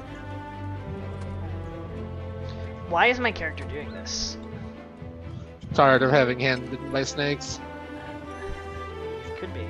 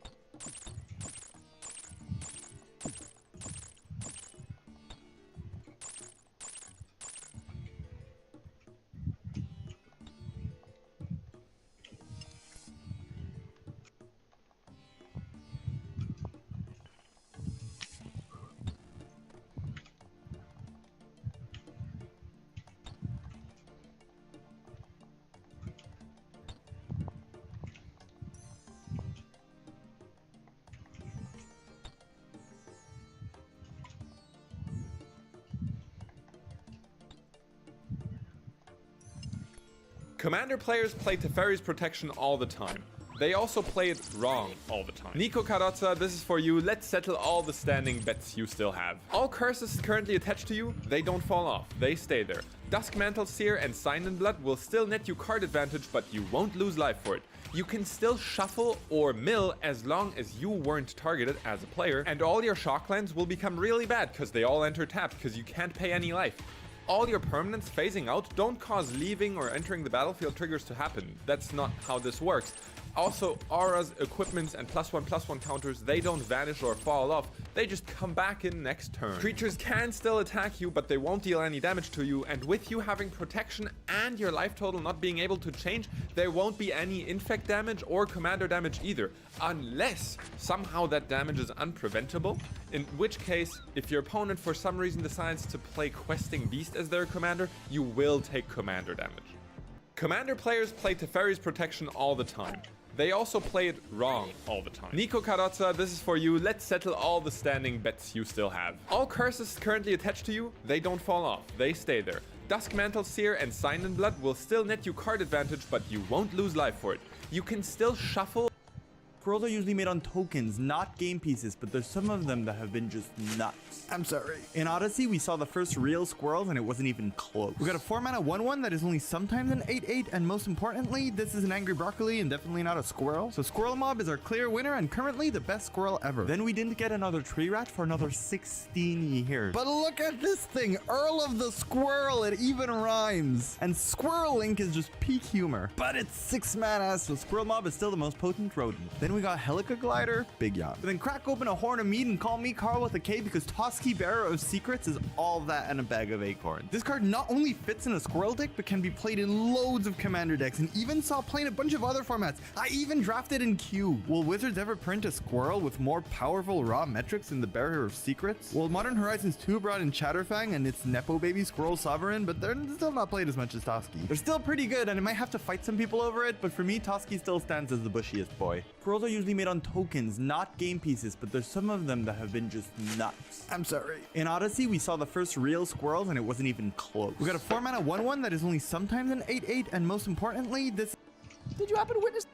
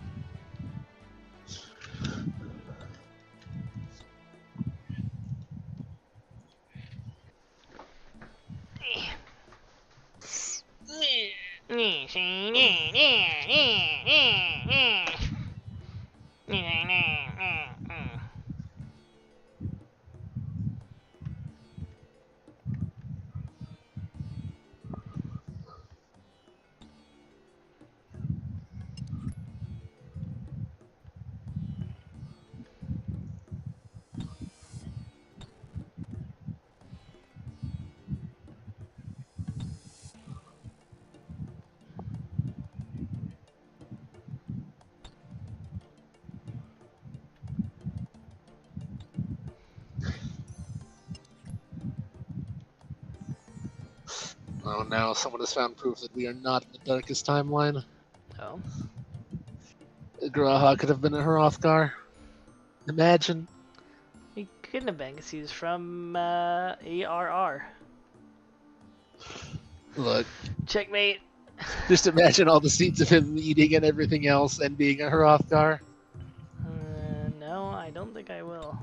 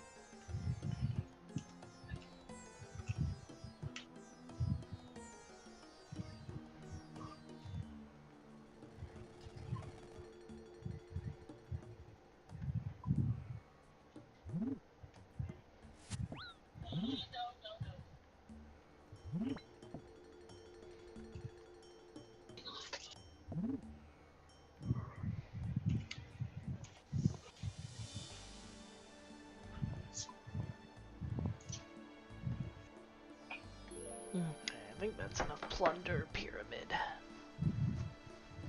No, you can't stop. Oh yeah? Just Those snakes aren't gonna bite themselves. That's true. That's true. They won't bite themselves. They'll bite you! They won't bite me. I'm not sticking my hand in pots. Mm-hmm. Nope. Mm-hmm. Wrong.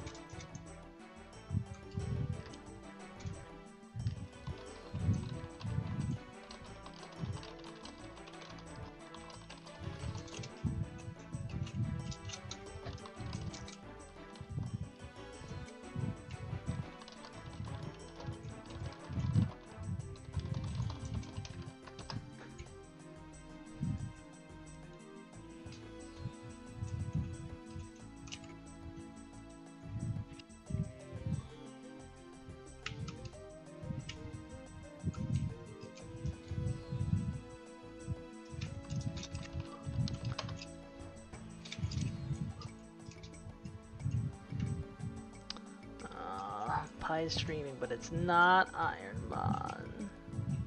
I mean, it is Ironmon. I mean, it's not Mafimon.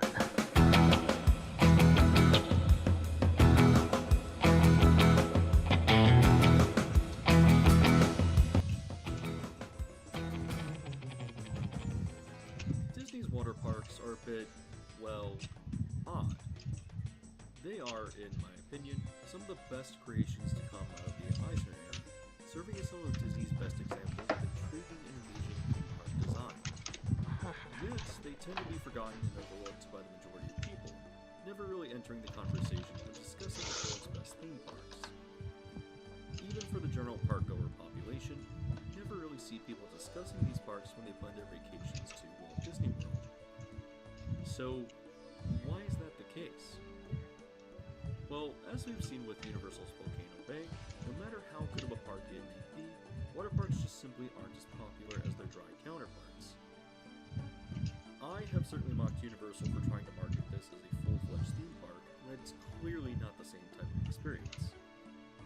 While wave pools, lazy rivers, rapids, and slides are certainly fun, they just simply cannot achieve the level of show value and feeling that you would find with an indoor dark ride. Now, of course, that hasn't stopped Universal from creating an impressive, highly themed experience, nor did it stop Disney 3 decades prior. While the water park industry is certainly profitable and has its market, its numbers come nowhere close to what you'll find with their more traditional counterparts. According to the Themed Entertainment Association, in 2019, Magic Kingdom saw 20.9 million visitors. In comparison, the number one water park in the United States by attendance, Typhoon Lagoon, saw only 2.2 million. This would then be followed by Blizzard Beach at 1.9 million, just trailed by Volcano Bay at 1.8 million. I'm using 2019 estimations because 2021 wasn't a good standard for normal attendance, but I think the contrast is pretty clear. Now, of course, Magic Kingdom is the most popular park in the world by a pretty far stretch, as Animal Kingdom followed up with 13 million, Epcot with 12, and Hollywood Studios with 11. Even both of Universal's Florida parks saw around 10 million visitors each, but it's still clear that the water parks can't even begin to touch them. So while Disney's water parks are great, they've just tended to fade into the background and have seen few changes since opening. Now, of course, this isn't to say that current Disney management hasn't tried to ruin that theming, as they tend to do, as when Blizzard Beach reopened recently, they swapped characters from Frozen into one of the kids' areas. I know that people will write me off as cynical for hating this, but Blizzard Beach has a very specific and interesting story that justifies its theming, and this directly counters that. However, I'll go into more depth on this later. Otherwise though, Disney's water parks seem to be stuck in a strange limbo. Upon entering, it's like taking a step back in time to the 90s, both in the over-the-top theming of both parks, but also in the incredible details you'll witness, elements that you would never dream to see at Disney today. These often forgotten signatures of Eisner and his incredibly strong Imagineering teams allow me to feel as if I'm walking around Disney decades in the past. So, come travel back in time with me as we discuss the strange realm of Disney's virtually untouched water parks. Bastions of quintessential 90s theming, but in the absolutely best way possible.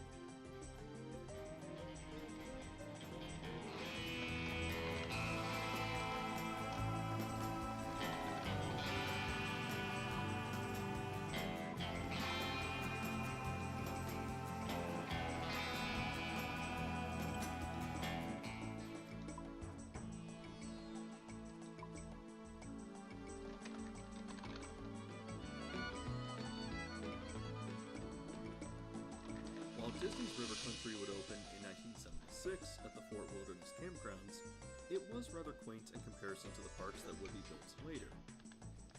While the rock work and offerings are interesting, River Country wasn't really anything too ambitious.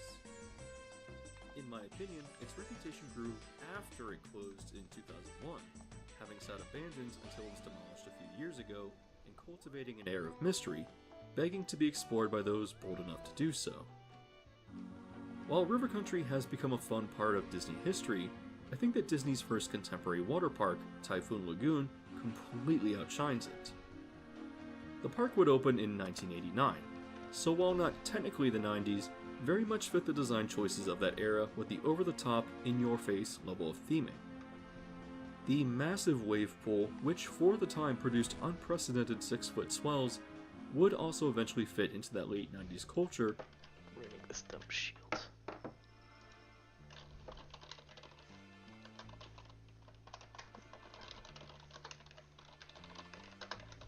What was that? I have to remake a shield. Just talking to myself. Not allowed. I think it's loud.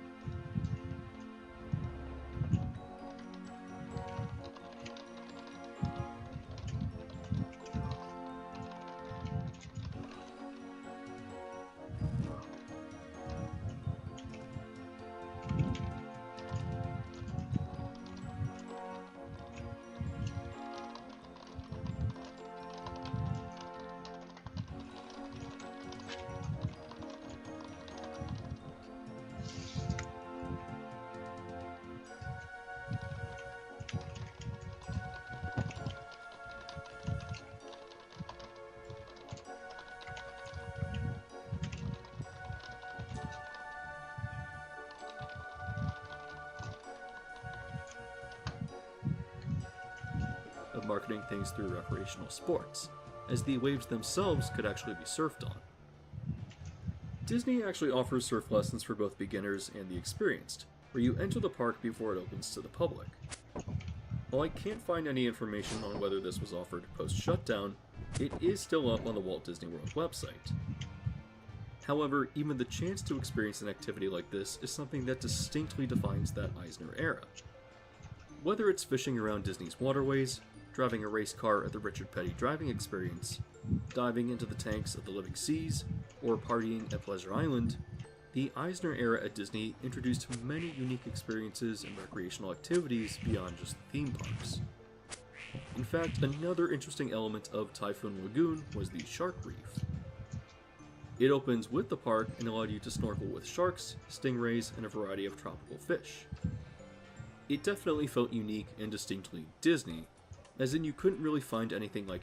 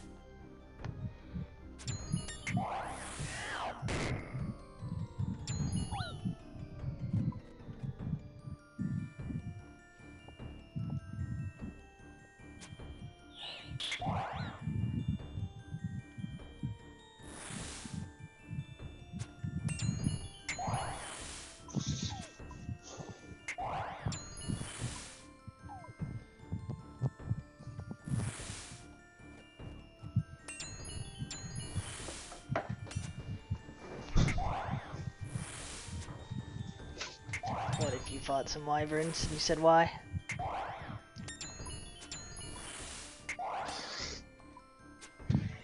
There's no why. Is Vern? It's both.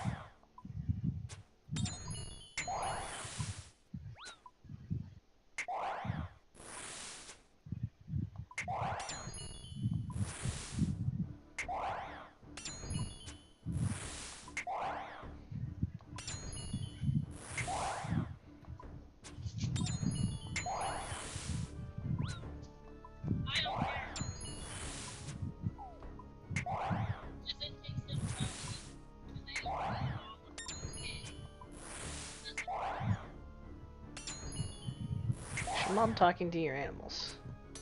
Yes. I don't think they understand. Not an Well, expert you know. on this, but It doesn't really stop us from trying, though.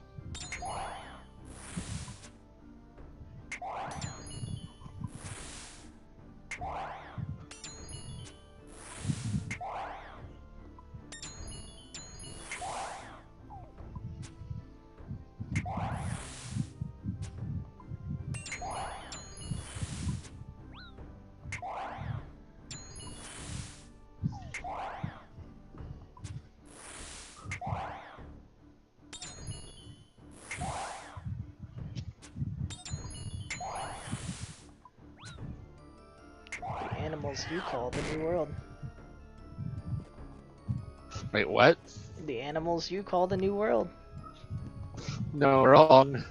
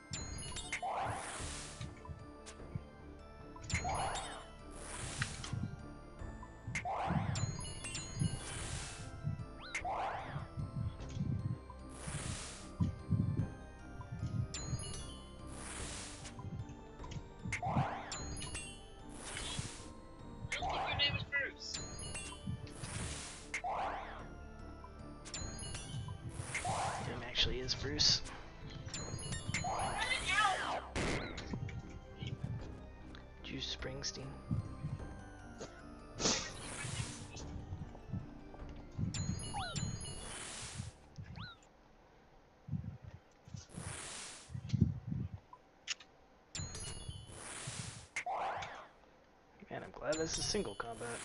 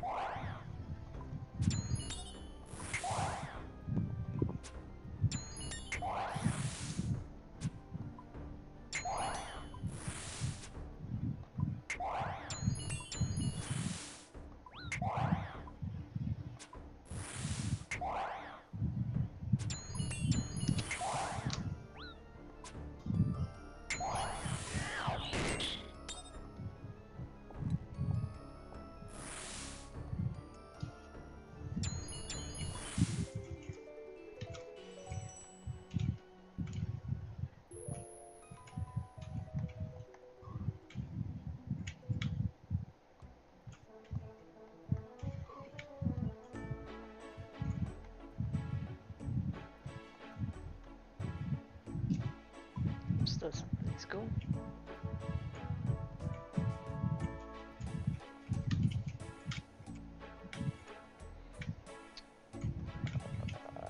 Grab some tuna.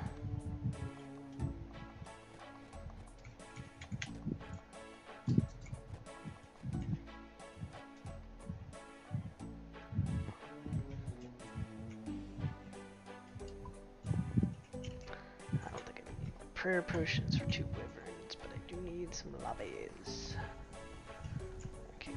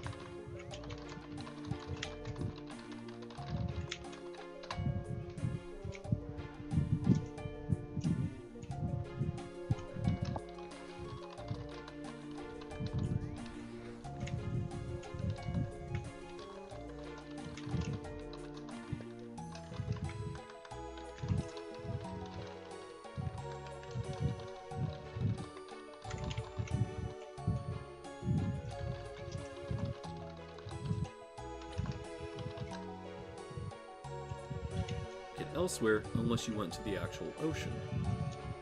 To me, the Disney brand was very much something established in the Eisner era, where any product or experience with the Disney name on it went above and beyond what was expected, often being quite unique.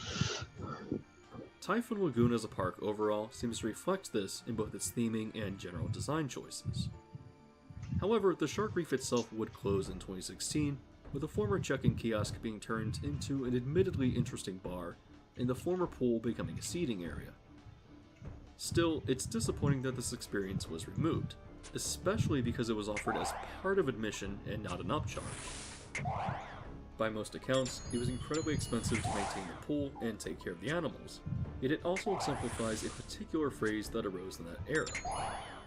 I'm sure you've heard of the Disney difference, and the Shark Reef is a great example of how much value you could find at the Disney parks. Beyond the surfing and shark encounter reflecting that 90s sentiment of edgy coolness though, Typhoon Lagoon manages to feel very distinctly 90s just through design and theming alone.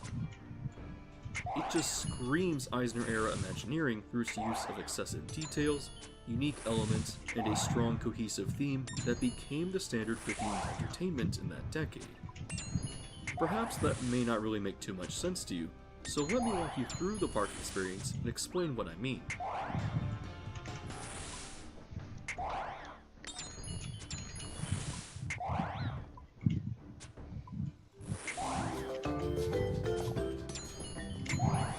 By the way, if I've kept you interested or engaged this far into the video, you can really help me out by just simply leaving a like.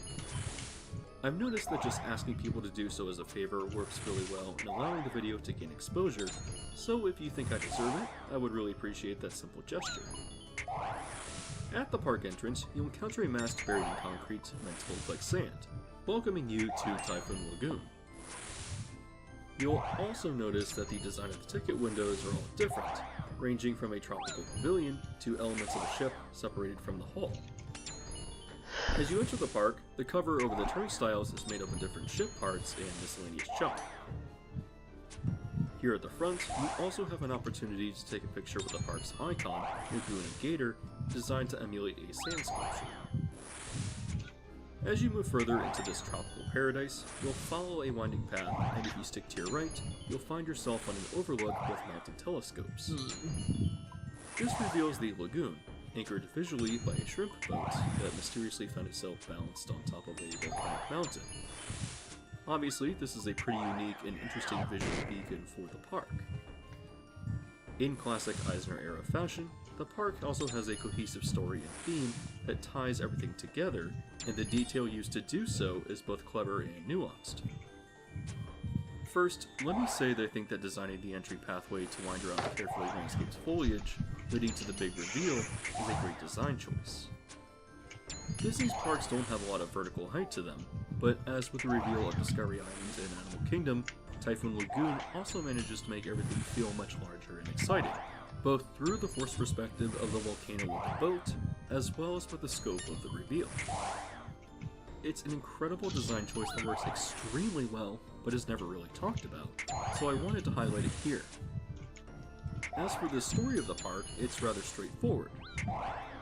For as long as anyone could remember, this harbor existed with a small village perched alongside it. However, with the turn to the 20th century, the spot was discovered by tourists and cruise ships, which resulted in the creation of the Placid Palms Resort. However, one day, an unforeseen typhoon rolled in, causing absolute mayhem for a brief hour and throwing about everything at the resort.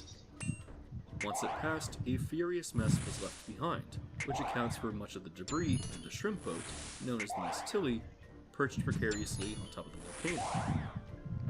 Every half an hour, the volcano will attempt to dislodge the Miss Tilly using its geyser.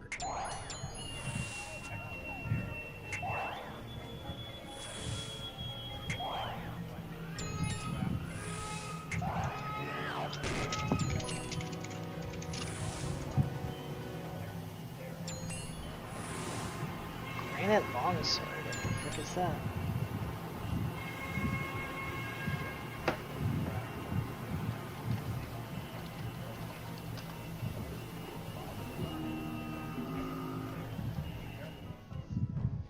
I'm sure you noticed, but the sound palette itself is also rather cartoony, which lends a lot to the almost whimsical iconography of the park. 1 out of The storm 512. also changed the physical landscape of the Weird. harbor, whether it be through moving land or causing debris to reroute water. This resulted in waterfalls and pools, as well as cutting off the harbor from the ocean and renaming it after the curious event as Typhoon Lagoon. What makes Typhoon Lagoon and Blizzard Beach unique, though, is that the attractions themselves fit directly into the landscapes of the parks. These slides themselves are not just simply water park slides, but are diegetic, meaning that they are a direct element of the story themselves.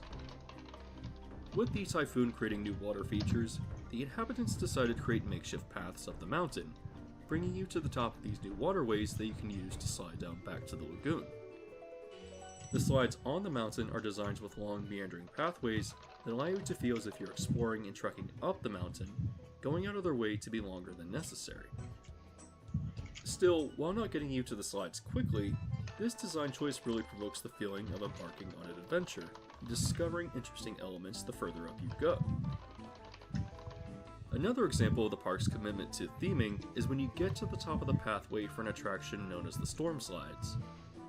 This is the closest you will be able to get to the Miss Tilly, and it feels rewarding to see it up close, because of the curiosity it sparked long before you got to this point when it was first revealed.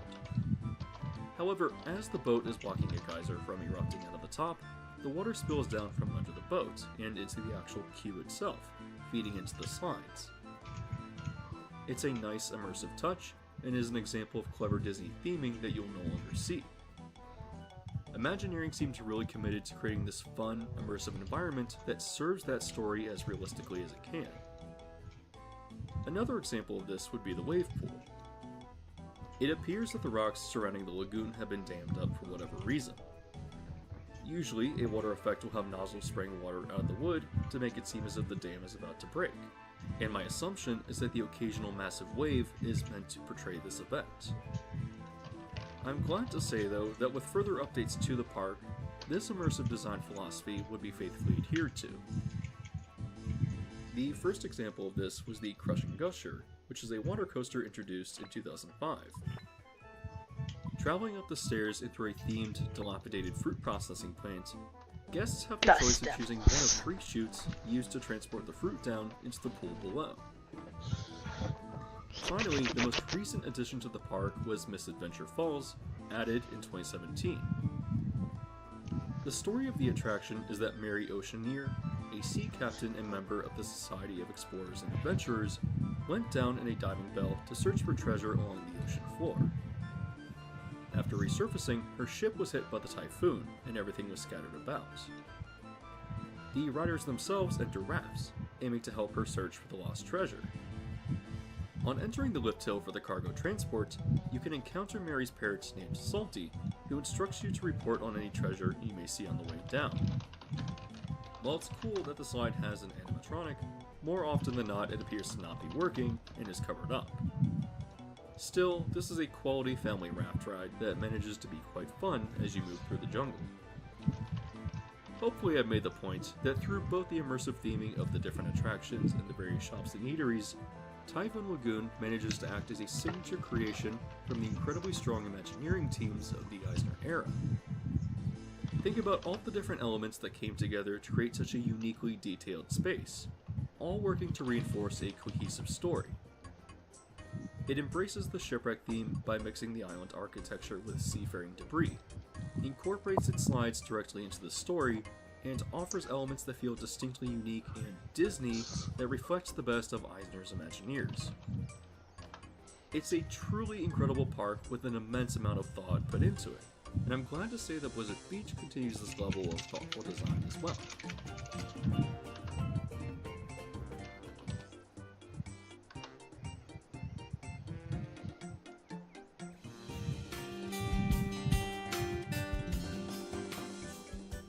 While I really like Blizzard Beach quite a lot, I think that most people will agree with me that it's easily the weaker of the two parks.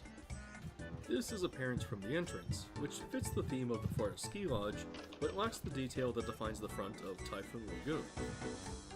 Opening in 1995, Blizzard Beach seems to have been a response to really strong demand for Typhoon Lagoon, and I'm glad to see it take its theme in a uniquely different direction. As you'll notice, the ski lodge theming defines the entry area, and here you will spot clues that reveal the story behind the park. You can see melting snowdrifts and icicles near the buildings alongside skiing equipment. If you look to your right, you'll notice a sign warning you of a low-flying gator, an allusion to this park's mascot whose name is Ice. If you look to your left at the beach house, you'll notice a comedic gag. Walking forward out of this area, you'll notice a snow family dressed up as Disney tourists and melting in the Florida sun. Behind them will be the big reveal of Mount Gushmore, which I believe is just as iconic as Typhoon Lagoon's Miss Tilly, but is certainly less dramatic in its reveal. Blizzard Beach abandons the sense of adventure you will find at Typhoon Lagoon, and its story is more straightforward. It too begins with a freak storm, this time bringing winter winds and snow to Florida. Having quickly covered this area with snow, investment was quickly made to convert this area into Florida's first ski resort, building ski slopes, toboggan slides, and a ski lift to bring people up the mountain. However, just as quickly as it came, the snow began to melt and the dream of the resort vanished. Yet, as snow turned to slush and began to run down the mountain, investors witnessed an alligator sliding down and splashing into the newly formed pools below. Back in business, Blizzard Beach would open to the public, with its ski resort converted into a melting snowy water park. Like Typhoon Lagoon, Blizzard Beach is full of fun and interesting elements that allow its theme to really shine. For example, the ski lift is a great way to get to the slides at the top of the mountain, and is one of those distinct Imagineering signatures of the Eisner era.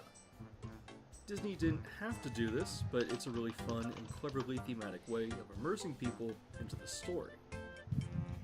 Now, of course, you can take a winding pathway of stairs up to the top, which in itself is worth it for the scenic views. In fact, once you actually reach the top, you're going to find some unique views of other areas of Walt Disney World. Part of what distinguishes Blizzard Beach isn't just the theme, but rather the types of slides as well.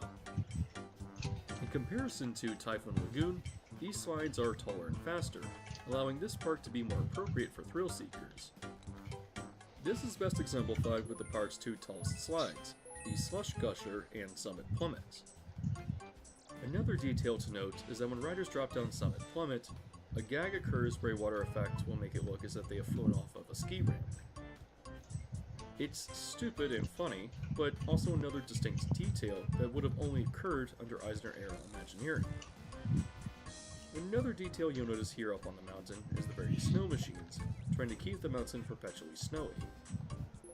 One of my favorite attractions here is Steamboat Springs, the world's longest family raft ride, which has you sliding down what I presume to be a snowmobile racecourse. What makes it unique is not just its length, but rather that it makes an effort to be immersive. Once you reach the end of the slide portion, you're dumped into a slow-moving river where you'll float along gently, taking in the scenery as you float through an abandoned shack. It's a small, very distinctly Disney detail that serves to reinforce the story of the park as a Baltic ski resort. The slow floating portion almost seems trivial, but it's just so unique because only Disney would have bothered to do this. While we're continuing to talk about details, let me quickly list a few more. Throughout the park, you'll find snow flurries that add a great deal to the atmosphere. In the Ski Patrol training camp, the theming has resulted in some really interesting attractions for kids, including walking and balancing on melting ice sheets, as well as a themed zipline. In the lazy river towards the back of the park, there's a neat ice cave, and on some of the walls, you can find comedic graffiti engraved into them. However, as much as I like the park, I do have to mention some negatives. First is that while the back of the park behind the mountain is nicely landscaped, a lot of the ski resort theming just isn't present. Thematically, it's a bit boring back there other than the occasional prop. Second is that while the wave pool known as Meltaway Bay has great theming as a backdrop, the waves themselves are pretty standard, and the pool is significantly smaller than the one at Typhoon Lagoon. Thirdly, recent Disney leadership has made a poor update to the park that I just simply cannot agree with. I mentioned this earlier in the video, but Pikes Peak is a new re-theme of an area aimed at toddlers. It features Frozen characters such as Anna, Elsa, Kristoff, Sven, and Olaf, as well as snow geese dotted around the place. Yes, I understand that this area is meant for toddlers and is relatively off to the side, but I think I've done a good job of establishing that the park has a strong theme that ties all of its creative decisions together. Like most other creative decisions these days, Disney leadership can only resort to surface-level character inclusion because they don't respect the intellectual capacity of their guests. Granted, that must sound ridiculous because the key demographic here is toddlers, but there are plenty of other creative avenues that Disney could have taken to update this area. I think that the Ski Patrol camp is a great example of this. If the Frozen update to Pikes Peak was a one-off thing, then I might be willing to forgive it, but it's definitely a component of a larger trend from Disney leadership, who care so little for their park experiences that they're willing to destroy thematic cohesion. This was one of Disney's top strengths that allowed their parks to stand above their competition, but now having resorted to just shoving in easily identifiable characters in inappropriate places, it feels intellectually cheap, as if, I don't know, Six Flags was running the show. I know that some people might try to write me off as overreacting, but this stuff really matters because it is so distinctly off-brand from what Disney has traditionally been. That Disney difference was focusing on the small details and elements, making sure that they made sense within the story that you were telling.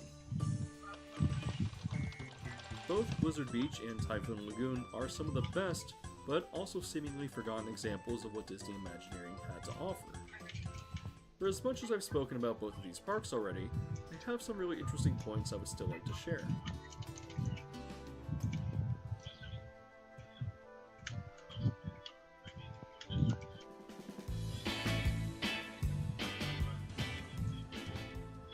Earlier in the intro for the video, I did make the point that stepping into these parks feels like stepping back in time.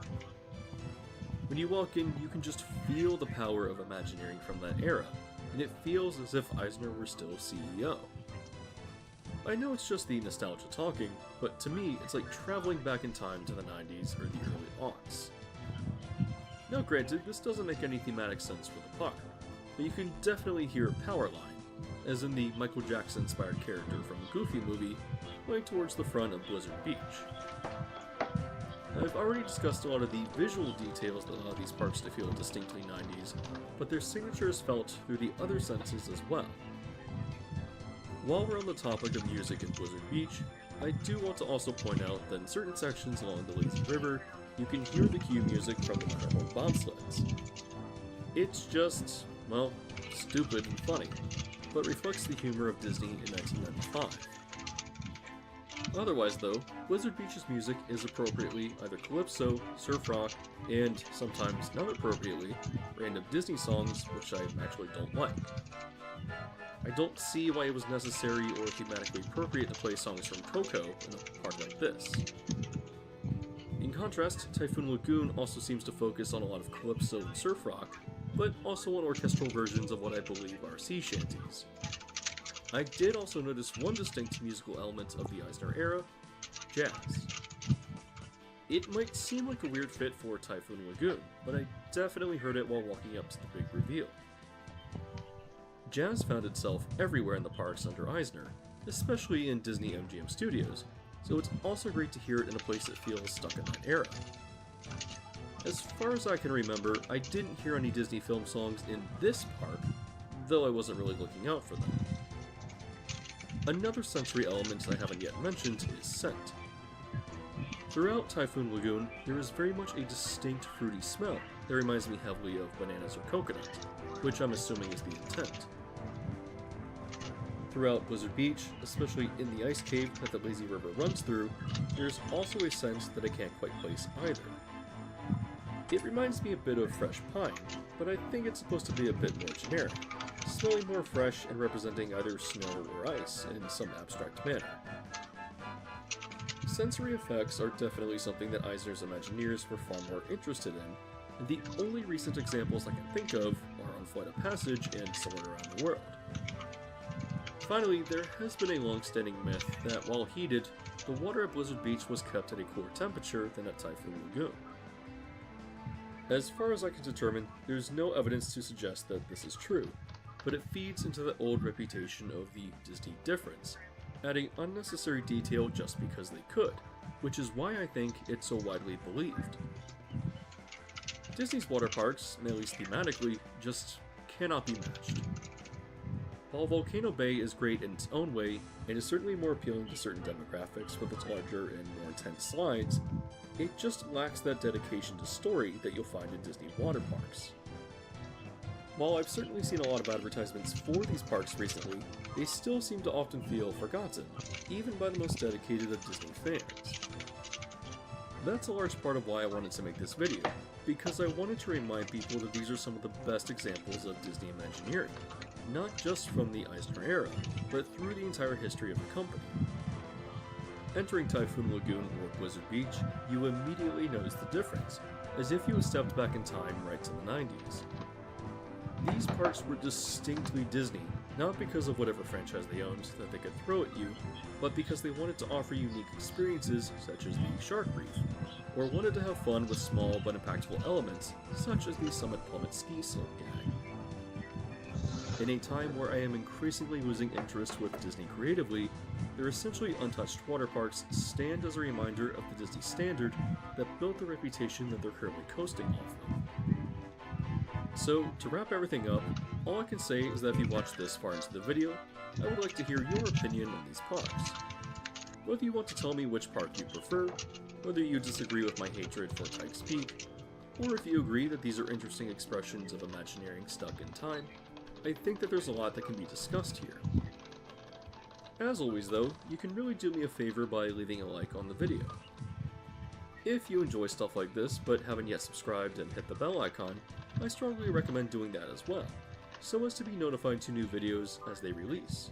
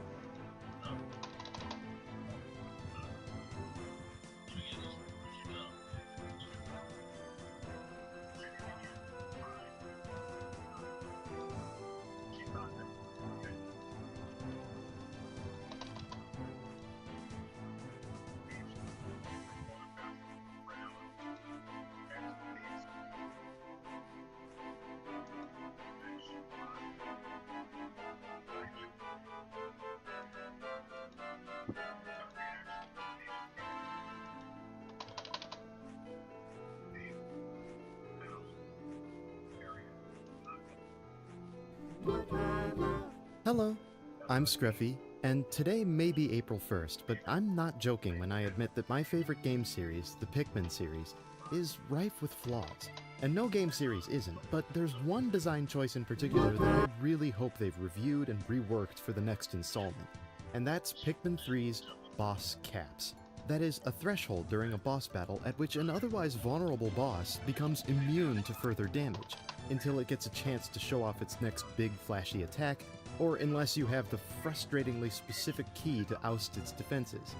It's happened in other games to portray the boss's power and make the fight more cinematic, but in Pikmin 3, where you're pressured to be efficient with your time, these health caps feel like a waste of time, and get you more annoyed with the boss than amazed.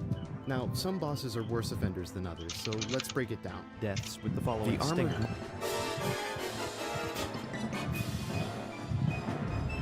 But eventually, there will either be no Pikmin left in danger, or you'll free them from danger by attacking the Modad enough to shake everyone off. If you lost some Pikmin during the danger loop, the music gets back to the default via this transition. Whereas if you lost no Pikmin during the danger loop, you get a more celebratory transition that hints at a major key. And finally, when you defeat the Modad for good, it enters a cutscene where it writhes and spits out some treasure for you to collect, and then dies with the following final stinger.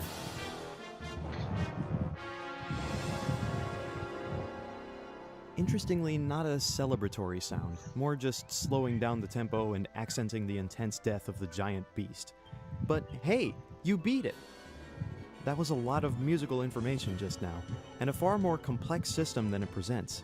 But that's precisely the point, to make the music fluid with the ups and downs of battle without breaking immersion. Here's a flowchart of the Modad battle music. Later bosses in the game will have some similar flowcharts with some key differences and additions. But the next boss in the game has entirely different music and adaptivity. Are you ready? It's the Behemoth Fosbat, the boss of the distant tundra, also my favorite enemy in Pikmin 3.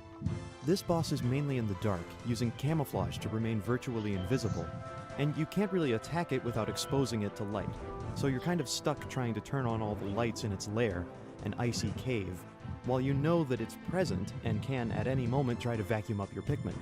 This is a very different battle scenario, so the music is much different, and it's more representative of your progress through the battle. Instead of waiting for cues at every tick of the tempo, like the big boss theme did, this Fosbat theme fades in and out different layers of music at any time. It starts with a creepy theme for being stranded in the dark, using some of the instruments you've been hearing in the greater distant tundra.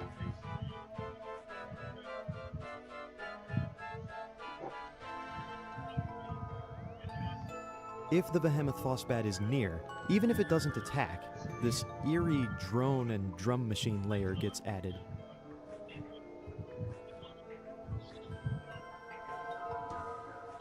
I like to think this is a combination of synth drones representing the Fosbat and drum rhythms representing Captain Charlie trapped inside the Fosbat's belly.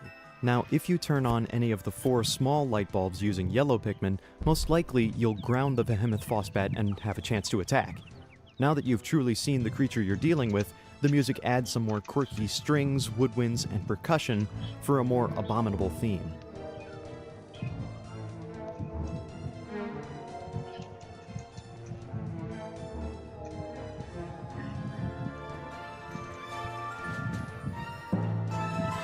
And the Fosbat still remixes it when it's nearby, even if it's invisible.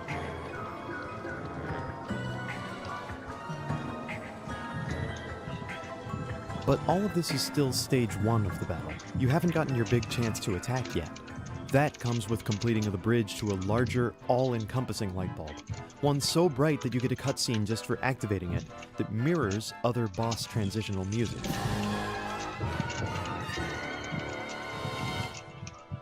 Now the Fosbat has nowhere to hide, so you get this strange melody, kind of a light-hearted corruption of the theme before it.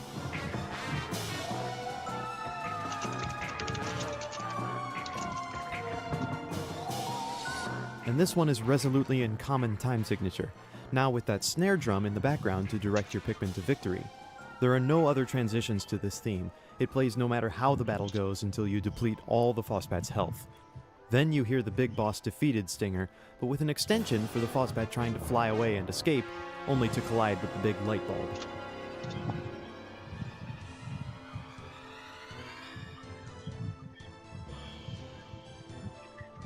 So, here's a much simpler flowchart for the Fozbat's fight.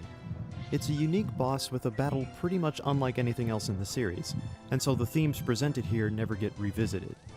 If we want to talk about revisiting themes, we should talk about mid-bosses. Mid-bosses are big enemies without the cutscenes and plot advancements of big bosses. Enemies like the burrowing Snagrid. These battles use a remix of boss music from Pikmin 2 and also mimic Pikmin 2's adaptive system. So we're once again playing musical fragments in real time, but where Pikmin 2 played them with MIDI sequences, Pikmin 3 plays them with streamed audio files. Here's a flowchart to follow along. We start with the boss intro.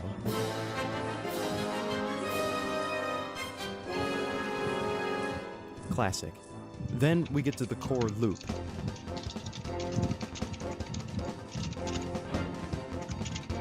This theme is decidedly more tonal than the Big Boss theme. It's more about galvanizing your Pikmin under a driving 5/4 time signature and front and center snare drum pattern. From here, not much else occurs unless the mid-boss shakes off your Pikmin, which plays one of 4 transitional snippets in the following order.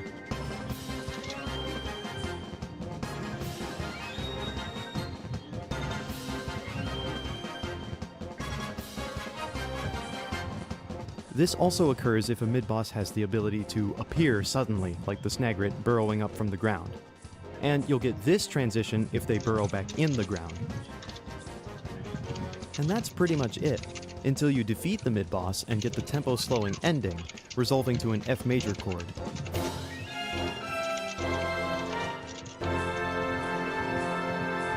And a timpani roll. That's cute. As far as a set of possible music cues, this actually has a smaller cardinality than Pikmin 2's boss theme.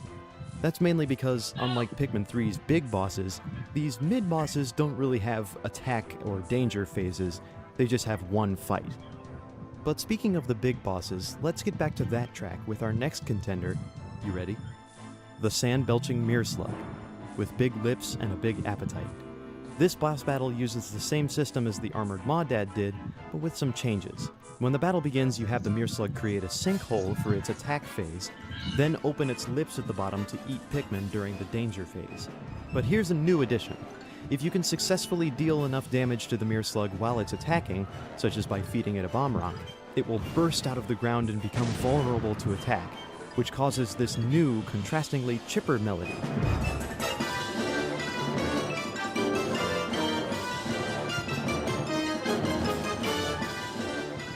It combines the intensity of the danger cue with a melody that echoes Pikmin's main theme, and roots for your side specifically. You know that that's the point to charge your Pikmin forward. And otherwise, the flowchart works out the same, ending with the same defeat cue as the Armored Maw-Dad. So, let's move on. After most likely encountering some more mid-bosses, we have our next big boss, the Scornet Maestro. This fight is a fair bit more scripted than previous fights, and it uses the same flowchart as before, but now we can shed some light on priorities in this chart.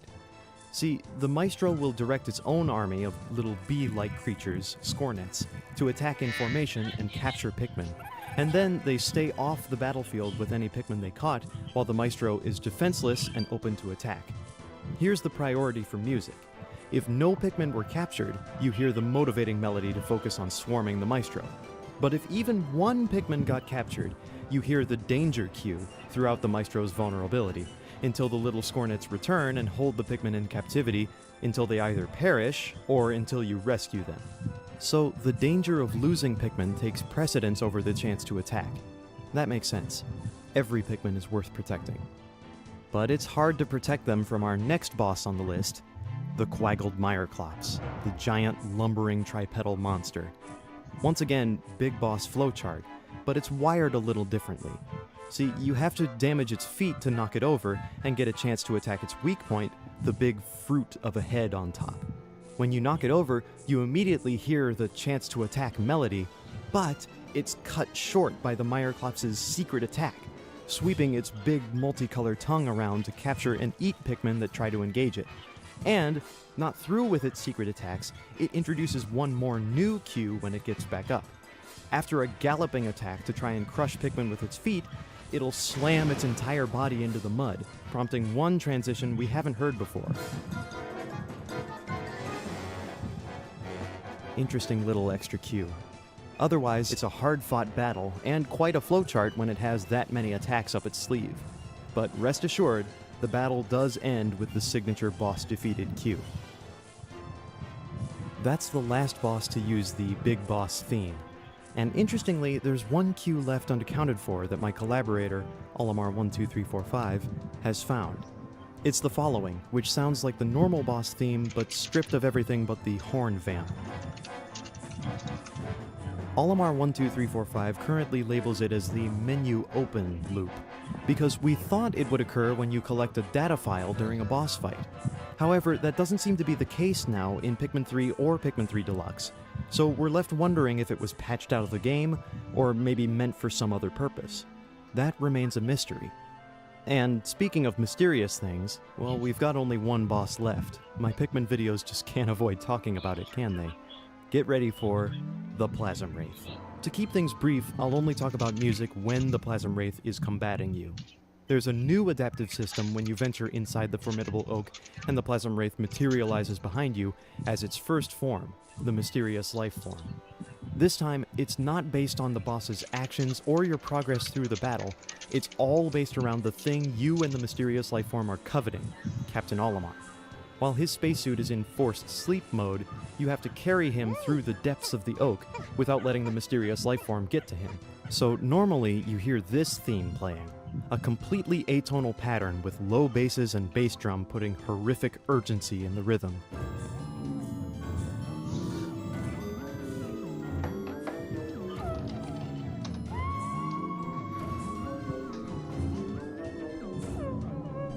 And over top, that extraterrestrial melody that plays shy, untuned notes is just icing on the cake. Now, if the life form gets close to Olimar, you'll hear the leaders say something as a warning, but I think a more effective warning is the way the music adds this layer of rising strings and a faster rhythm played on anvil. Now that is intense. If you can get away in time, the theme calms back to normal. But if the mysterious life form catches and absorbs Olimar, things get crazy, adding in brass and percussion from the Big Boss theme to accent the danger of losing Olimar.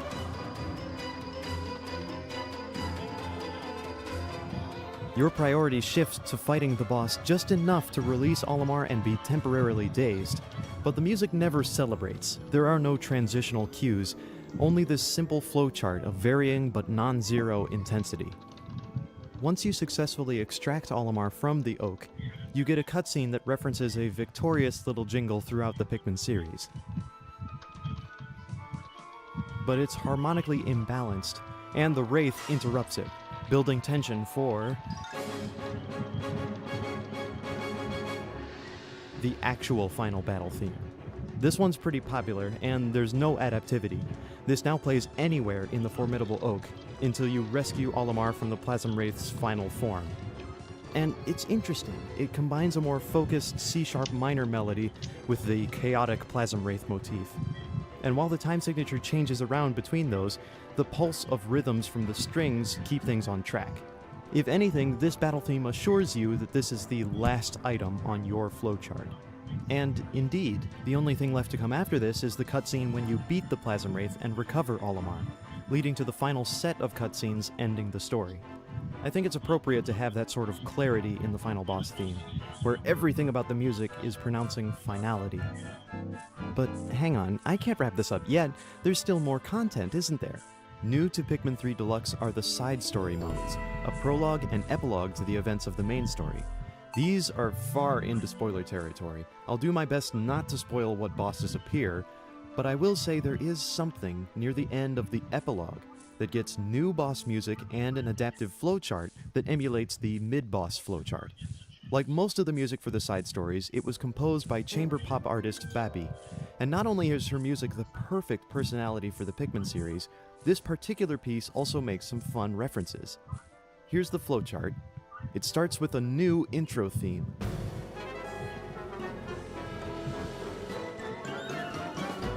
then works into a new default loop that's quirky and silly, but still echoing the mood of the other boss music we've heard. It plays no matter where you are in this area, and listen to this melody. Cat, I didn't invite you.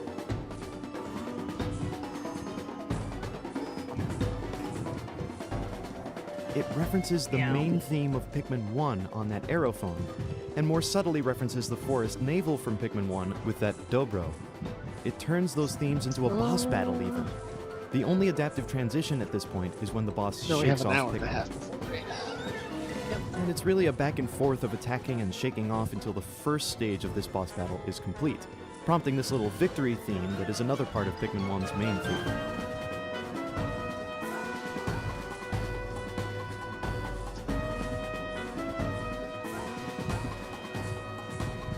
This can go back to the first stage music if you wait around long enough, but chances are you'll soon activate the second stage of the battle, which smoothly transitions from any point to a harder, more percussive section featuring a new melody in brass.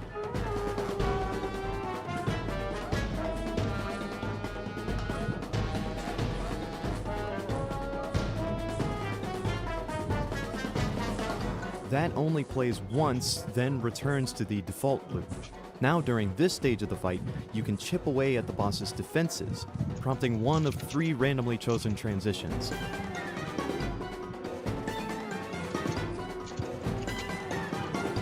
And the boss can still shake Pikmin off.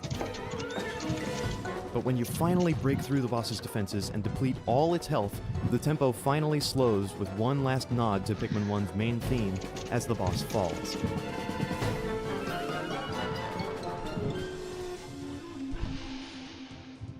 All in all, quite a crazy new theme with unique adaptive bits to it, and it caps off a fantastic soundtrack to both the side story missions with charm all their own, and the Pikmin 3 boss soundtrack in general. Each of these climaxes comes with music that not only makes the battle engaging, but syncs with boss actions, highlights your progress, and just makes information clearer. The Pikmin series is rife with responsive music that accents gameplay this way, so I'm glad to see that trend continued and elaborated. This certainly won't be my last video on the topic. But for now, I'd like to thank someone without whom this video would not be possible, Olimar12345. He provided amazing transcriptions of boss themes, and I've linked his deaths with the following stinger. 6. We'll begin with my favorite.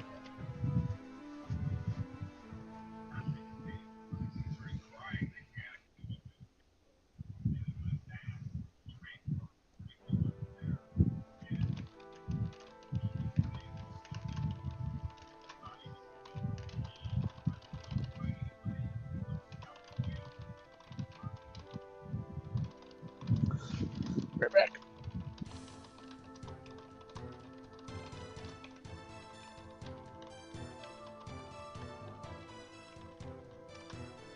Favorite enemy in Pikmin 3, the illustrious Behemoth Bossbat. Not only is it an intimidating design and interesting strategic boss to battle, it also makes way too many silly faces for me not to call it my favorite. Now, its model is pretty complex, including all the purple bioluminescent hairs on its back. But what about all the short black fur it has? With most other models in Pikmin 3, fuzzy, fluffy fur like this is handled with a mesh of extruded planes that surround the whole shape. Each of these planes has a hair texture applied, so no matter from which angle you view the object, you see fuzzy edges. Not so with Mama Thosbat though, it has a different hair system. Looking through its textures, it has a regular trio of textures for its body, and specifically for its eyelids. But it also has an extra texture, an extra, with the label fur length. This leads me to believe the boss uses a particle hair system controlled by these colors. Lighter colors represent full fur length, and darker colors represent no hair. I tried applying a simple blender hair system and then mapping this texture to hair length, and the result is exactly the distribution of hair we see in-game. So all these little hairs on the boss are presumably particles controlled by this texture, which is a very complex system, but it creates much more realistic fur. Number 7. There's something small I wanted to show you about the Scornet Maestro. The strings in its mouth have little bones in the armature that control their vibration. I know that's self-evident in the game, but it's a pretty fun detail. Now, on from the smallest boss in the game to Number 8, the largest, the Quaggled Myroclops. What an incredible model. They're the huge branch-like legs and bulbous feet with pads and toes, the soiled torso with roots embedded and rootlets hanging from it, topped with a grass layer and several types of foliage. Even these flowers are extremely developed. And then, of course, the center of attention, that bulbous head, with its individual spikes and leafy hairdo, and a total of 3 eyes on plant stems. I didn't even realize there were 3 eyes until I saw this model. And wouldn't you know, they have the same structure as the Bulborb's eyes. A couple of peculiarities arise inspecting this model. There appear to be quite a few identical shapes, or pieces of identical shapes, that compose the Myroclops, but they're all still labeled as separate objects with unique names. I'm unsure about the reason for this, but it might be that these are material layers. One shape could have the wet, muddy texture, and the other could be a drier, cracked texture, and thus one layer might be partially transparent to reveal the other. But we don't have all the textures for the Quaggled Myroclops, so I can't know for sure. Anyway, you might have noticed that the dreaded tongue of the Quaggled Myroclops that suddenly springs on your Pikmin is underneath the whole creature here. At first I thought this was a glitch of importing the model, but now I'm thinking it might be that the tongue is kept out of sight underground until it's time for the boss to use it. However these shapes are animated, imagining that the developers got this whole gigantic creature to move so believably and menacingly is just mind-blowing to me. But this isn't even the final boss. That boss has an even crazier trick to its animation. Number 9, the Plasm Wraith. Its shape may be one of the smoothest in the game, but something about its humanoid form is just unsettling. This guy is only one object composed of 10,614 polygons, and this is the object as it appears in T-pose form, or default position before being animated. So the droopy, lopsided version you see in-game is a special pose. Also, I should point out that while most of the triangles on the Plasm Wraith are pretty evenly distributed, the extremities resembling arms and feet have extra concentrations of triangles that end in a single vertex. Why? So it can do this. Ugh, it gives me the creeps. Not to mention most of its textures are solid colors. Only its normal texture has depth to it to give it the plasmic molten gold look it carries in-game. Now that's the spooky Plasm Wraith I know. But this is just its final fightable boss form. The real juicy detail comes with number 10, the mysterious life form. That giant gelatinous translucent blob that chases you through the formidable oak. I don't have the model for this, but there's barely a traditional model to have. The central golden cube would be it. The rest of it actually isn't made using regular vertices, or to put it technically, it's not an explicit surface. Instead, the blob is constructed of 2 metaballs. Conceived for computer graphics by Jim Blinn in the 1980s, metaballs are implicit surfaces. They are 3-dimensional mathematical functions created in real time by the game engine. Think of it this way. There's one invisible point that creates a 3D static field around it. A given value of distance from that point is where the surface is defined. For instance, if the value were 1 meter, all points from the surface would be 1 meter from the center. But when 2 metaballs come together, the 2 formulas perform and or operations on each other such that the implicit surfaces attract each other. This creates the blobby shape, and a threshold value determines how much influence the metaballs have on each other.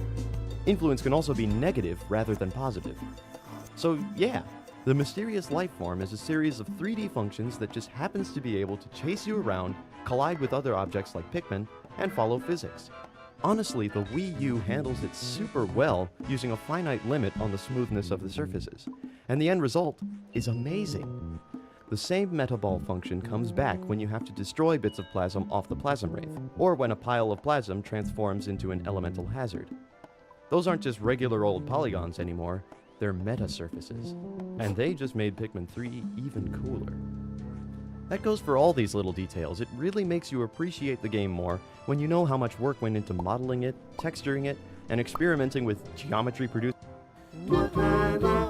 Hello, I'm Scruffy, and today I'm delving back into Pikmin 3 after recently getting to look through its sound bank. This game may be nearly 6 years old now, but its soundscape still holds secrets for the discerning listener, and things to teach the aspiring sound designer. So don some headphones and let's boot up this classic once again. I'm breaking this video up by the functions and sources of these sounds, and the further we go into this video, the deeper into the game we go, and the more we get into the actual process of creating these sounds. So if you're fine with a little bit of Pikmin 3 spoilers, I really recommend watching to the end. Number 1. Easter eggs. Sometimes sounds are, or appear to be, downright hidden just for fun. Right off the bat, we can hear something interesting in Pikmin 3's title screen. If you wait for the full main theme to finish playing, the musical texture never fully stops, but it does allow a bed of environmental noises to fade in. The bed varies depending on the time of day depicted. In the daylight version of the title screen, we hear mainly mixed bird song with some soft, rippling water from the brook. Nothing out of the ordinary. But in the sunset version, along with the water, we hear various types of crickets and frogs, cicadas, and even, very occasionally and faintly, the bleat of a sheep. Maybe I'm getting overzealous about the bleat of a sheep, but this is its only instance in the game to my knowledge. It feels like a little Easter egg that once again begs the question of whether the animals making these sounds are the real-life animals we know, hiding out of sight, or the fictional cast of animals that inhabits this game. But I believe this also introduces a pillar of Pikmin 3 that all these bits of trivia will emphasize: quirkiness. Pikmin 3 has peculiar moments, unexpected designs, and an air of playfulness it inherited from the previous games in the series. And just because the game has remarkably realistic-looking environments and the largest credited sound team in a Pikmin game to date, doesn't mean they seek to create the most lifelike soundscape they can. They can throw in fun little details or create sounds from interesting sources to add personality in ways that visuals alone could not. For example, drinking juice at the end of the day normally comes with a few hearty gulping noises. But on occasion, just for a lark, you can hear the Kopites use a straw instead. And when you collect a medal in mission mode, the Pikmin have a message for each tier of medal that, while hard to hear in Pikmin language, is discernible when you slow it down 100%. Good, great, excellent, perfect. And a few more Easter eggs during gameplay. When you're traveling with only the 3 Kopite leaders alone in story mode, they'll occasionally sing part of their planet's musical motif together. A group of Pikmin left alone in a story area can occasionally start to hum along to the area's theme. And a 100 Pikmin group made of 20 of each type of Pikmin will occasionally sing part of the Pikmin 3 main theme.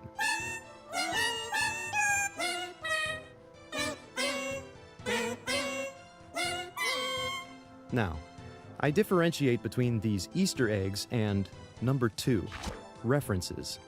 I differentiate the two because while the following sounds are secretly referencing other Nintendo franchises, they are not emphasized as secrets to find. In fact, some of them take on new contexts entirely. When the SS Drake is first flying away from Kopai, we can faintly hear a little triadic series of blips. PNF 404. This nods to Mario moving in Mario Bros. With the same little musical effect. Quaint, yet heroic. Next, when something goes horribly wrong with the SS Drake, we can hear something. The dog from Duck Hunt laughing at us. Here, yes, the sound carries that history, but it's being recontextualized as a sort of user interface malfunction sound. And during the first day, after Alf is finished receiving a transmission from Brittany, he pockets his Kopad with a familiar sound. The sound of pocketing something in Animal Crossing. As I discussed in my sound trivia video on Pikmin 2, these referential sounds serve multiple functions. They're a convenient fix to a missing sound, they show off Nintendo's vast canon and sound library, and perhaps at the cost of a little immersion, they give fans of many of the company's series a little aha moment, while still giving the sound itself a new role to fill. Speaking of, number 3, immersion. The opposite of using referential sounds is creating a new sound in order to increase the feeling of being specifically in Pikmin 3's environment, which, evidently, is most of the sound bank. Pikmin 3 reflects a question that a game with 3-dimensional audio needs to address. Where is the audio listener? That is, where is the ear? Where is the point from which sounds are actually translated to the player? Usually the camera is this audio listener, since it's also our source of vision. But every so often in Pikmin 3, the camera changes to the character's perspective when they're using the Copad camera. And there's a little immersive detail they added to this feature. When you're underwater using the camera, you can hear some pretty in-depth air tank sounds to further let you know that you are exactly where your player character is, seeing the same things and feeling the same notion of being underwater. One other little detail based on environment. If you're outside, you'll hear little updates from the day timer telling you the onset of noon, sunset, and the final 10 moments of the day. But if you're in a cave, these timer sounds get muffled and modulated slightly in pitch, as though there's some distance and interference between your player character and the day outside. These are small details, but they didn't have to be added. I appreciate that they made the soundscape that much more cohesive. And before we continue, spoilers begin from here on out, so if you haven't finished Pikmin 3, feel free to stop here, and thank you for watching. If you have finished Pikmin 3, prepare to get a bit more technical in our late game sound design talk. Number 4, cartoonish clarity. What do I mean by cartoonish clarity? Well, I'm borrowing the term clarity from James Buhler, David Neumeyer, and Rob Deeming. For them, having clarity is making sense to the audience, being accessible so that a soundtrack doesn't require excess attention. Creating a soundtrack that has clarity is more central to film and video games than fidelity, or sounds that faithfully represent the real world. Nintendo represents that concept in every way it can to make gameplay clear, including in sounds. For instance, in Pikmin 3, when you break the rock that a Scutterchuck is carrying, it cries out, followed by a brief bird-like sound. You know, that sound when a character has birds around their head because they're dizzy. That sound comes from cartoons, and it's not nearly as realistic as Pikmin 3's environment or soundscape, but it enhances the idea that the Scutterchuck is dazed, and this is your chance to defeat it. That, for me, is cartoonish clarity. A couple other examples. A rolling ball bursting through a rock wall includes a sound of a bowling ball hitting pins. Skitter leaves faintly produce this chime sound as they move and when they die, as if highlighting that sort of magic sense of what looked like a leaf suddenly springing to life. Desiccated skitter leaves have a desiccated version of that. You know, even the sounds of plucking Pikmin sprouts make it cartoonishly clear what your action is, and those have been around the whole series. I think one of my favorite examples is the music of the Scornet Maestro. It's a mutilated sample of a harp, put through some sort of ensemble filter to make it sound insect-like and distorted. Yet it still maintains a hypnotic quality that not only controls the Scornet army, but also represents the progress through and danger of this boss's main attack. This gesture orders the spiral formation early in the battle. This gesture orders the crowd formation halfway through the battle, and this one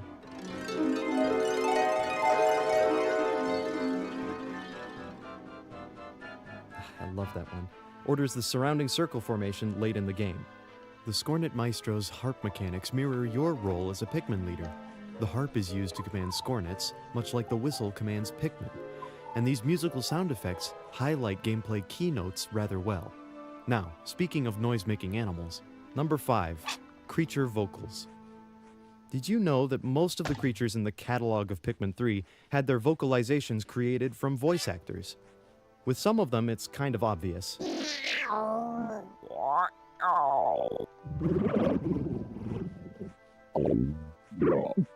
And with others, it's evident that some pitch editing and effects went into crafting the sound.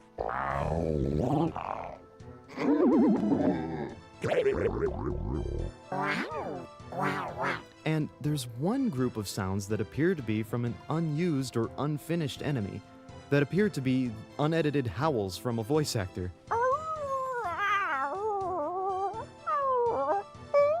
Anyway, I wanted to show you 2 of these creature voices that I can reverse engineer. The puffy blowhog does make some pretty complicated balloon-like noises. But when it's just idling, it offers a glimpse at one effect added on top of the voice actor. This silly sound is a voice actor giving a sort of lazy groan. and then a second layer of that sound with the pitch shifted down 16 semitones, or an octave and a major third. The formant of the second layer is also slightly increased. Formant is the prominent frequencies that result from the specific shape of a space, in this case, the human vocal tract. Reshaping our vocal tract to change formants is how we form different vowels. And changing the formant of a voice without changing the pitch can seriously affect the tonal quality of that voice. Finally, the sound's pitch wavers very rapidly, ever so slightly, giving it that alien touch this vocalization needs. Altogether, this is my recreation.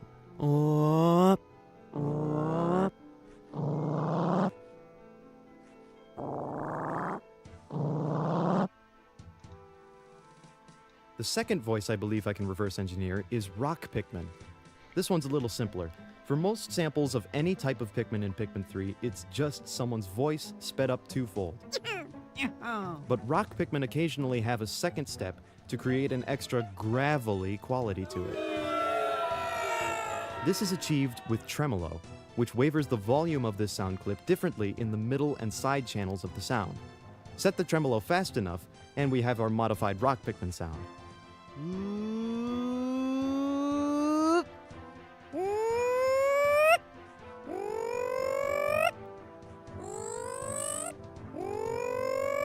It's surprising how few experimental steps it takes to turn the human voice into some completely new and strange creature.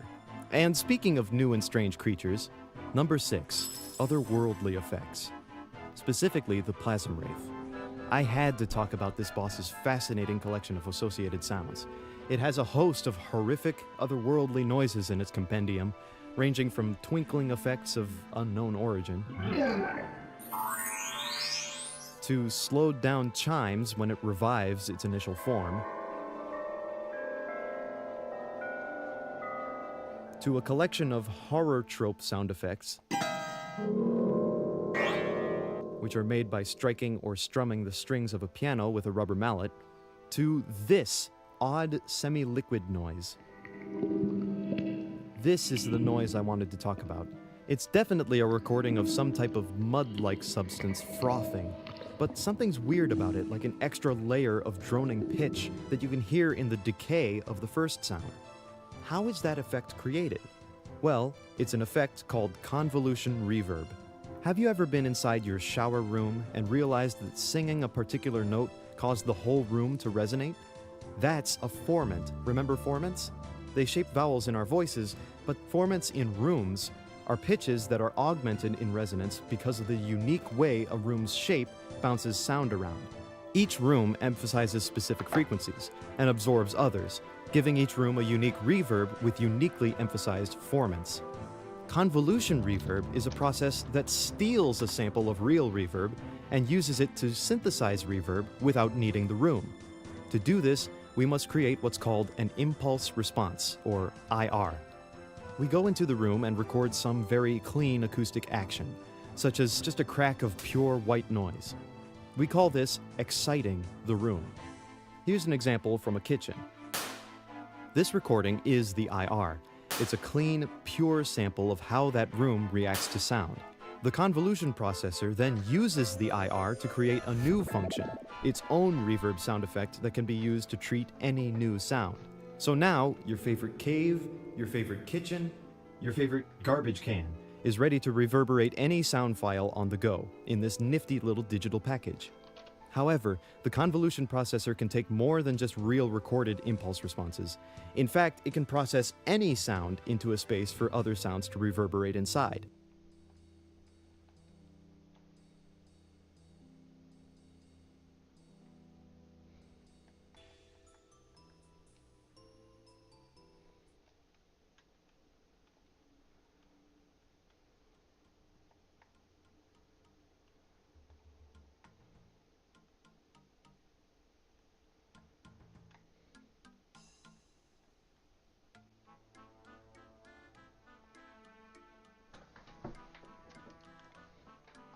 Time to buy a bunch of chocolate bars. For I have a great need for Herblore XP.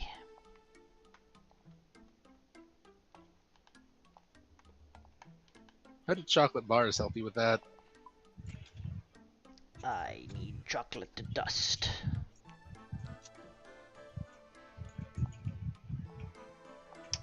And it turns out you can grind chocolate bars into chocolate dust. Who knew?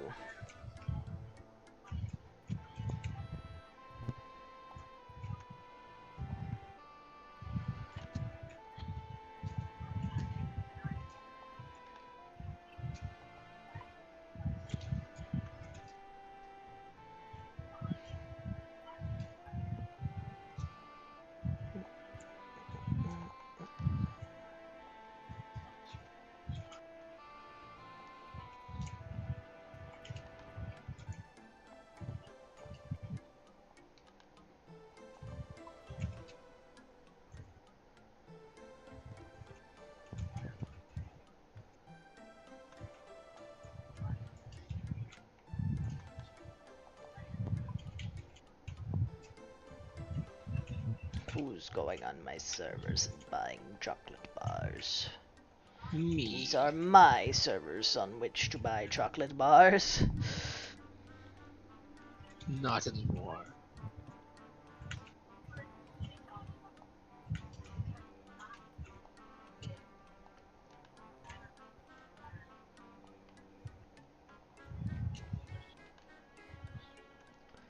Alright, I just got a bunch of chocolate. How much chocolate did I get? 736. And I need... where is it?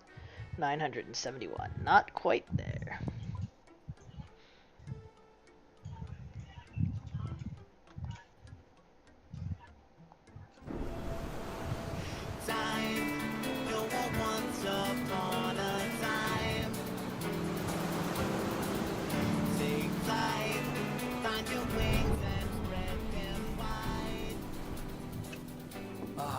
Blue seas, clear skies, and boundless possibilities.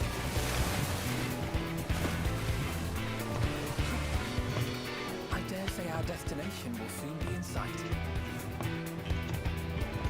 Enjoying yourself for a change? Are you enjoying yourself for a change? It's me, Bunny. And me, I had 5 lines.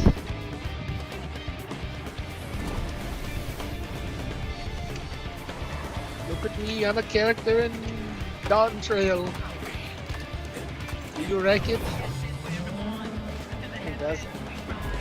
Who couldn't like it? Everybody loves Bunny Boys.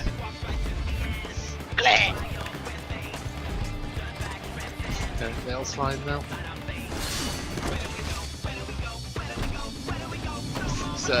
He's that, practically that out, like... I guess he's not as gray as the elves are. Oh, I see. That's great. Yeah. I can see the light draw similarities.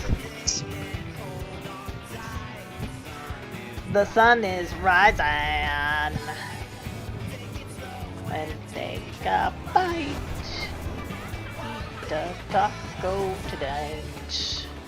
Might you have a moment to speak further? At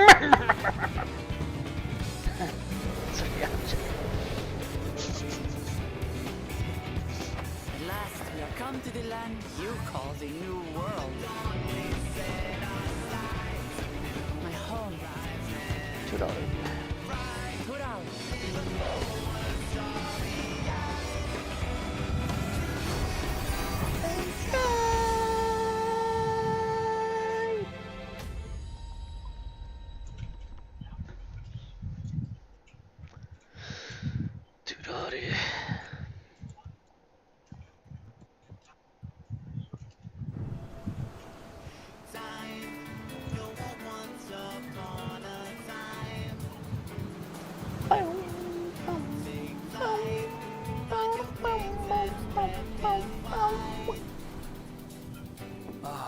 Blue seas, clear skies, and boundless possibilities.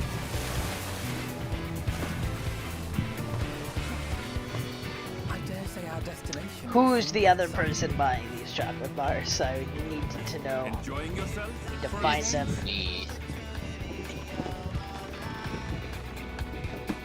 never catch me. But I chocolates.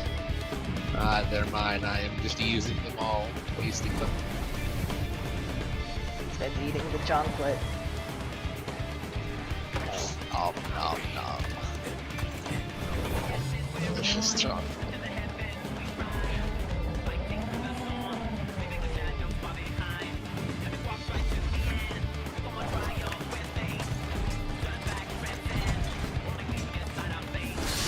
Where do we go?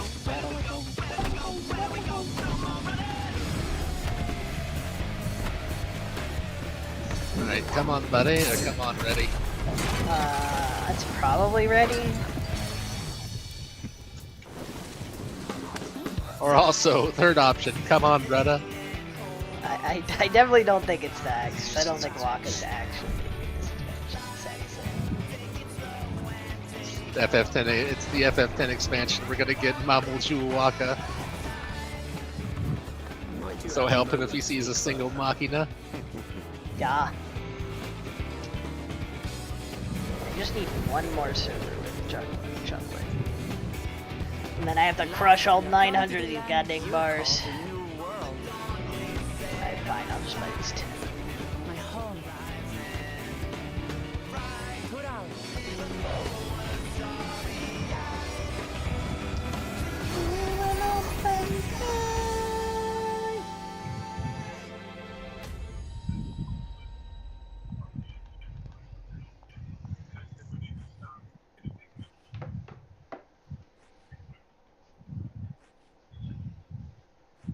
Grinding this chocolate dust is really slow.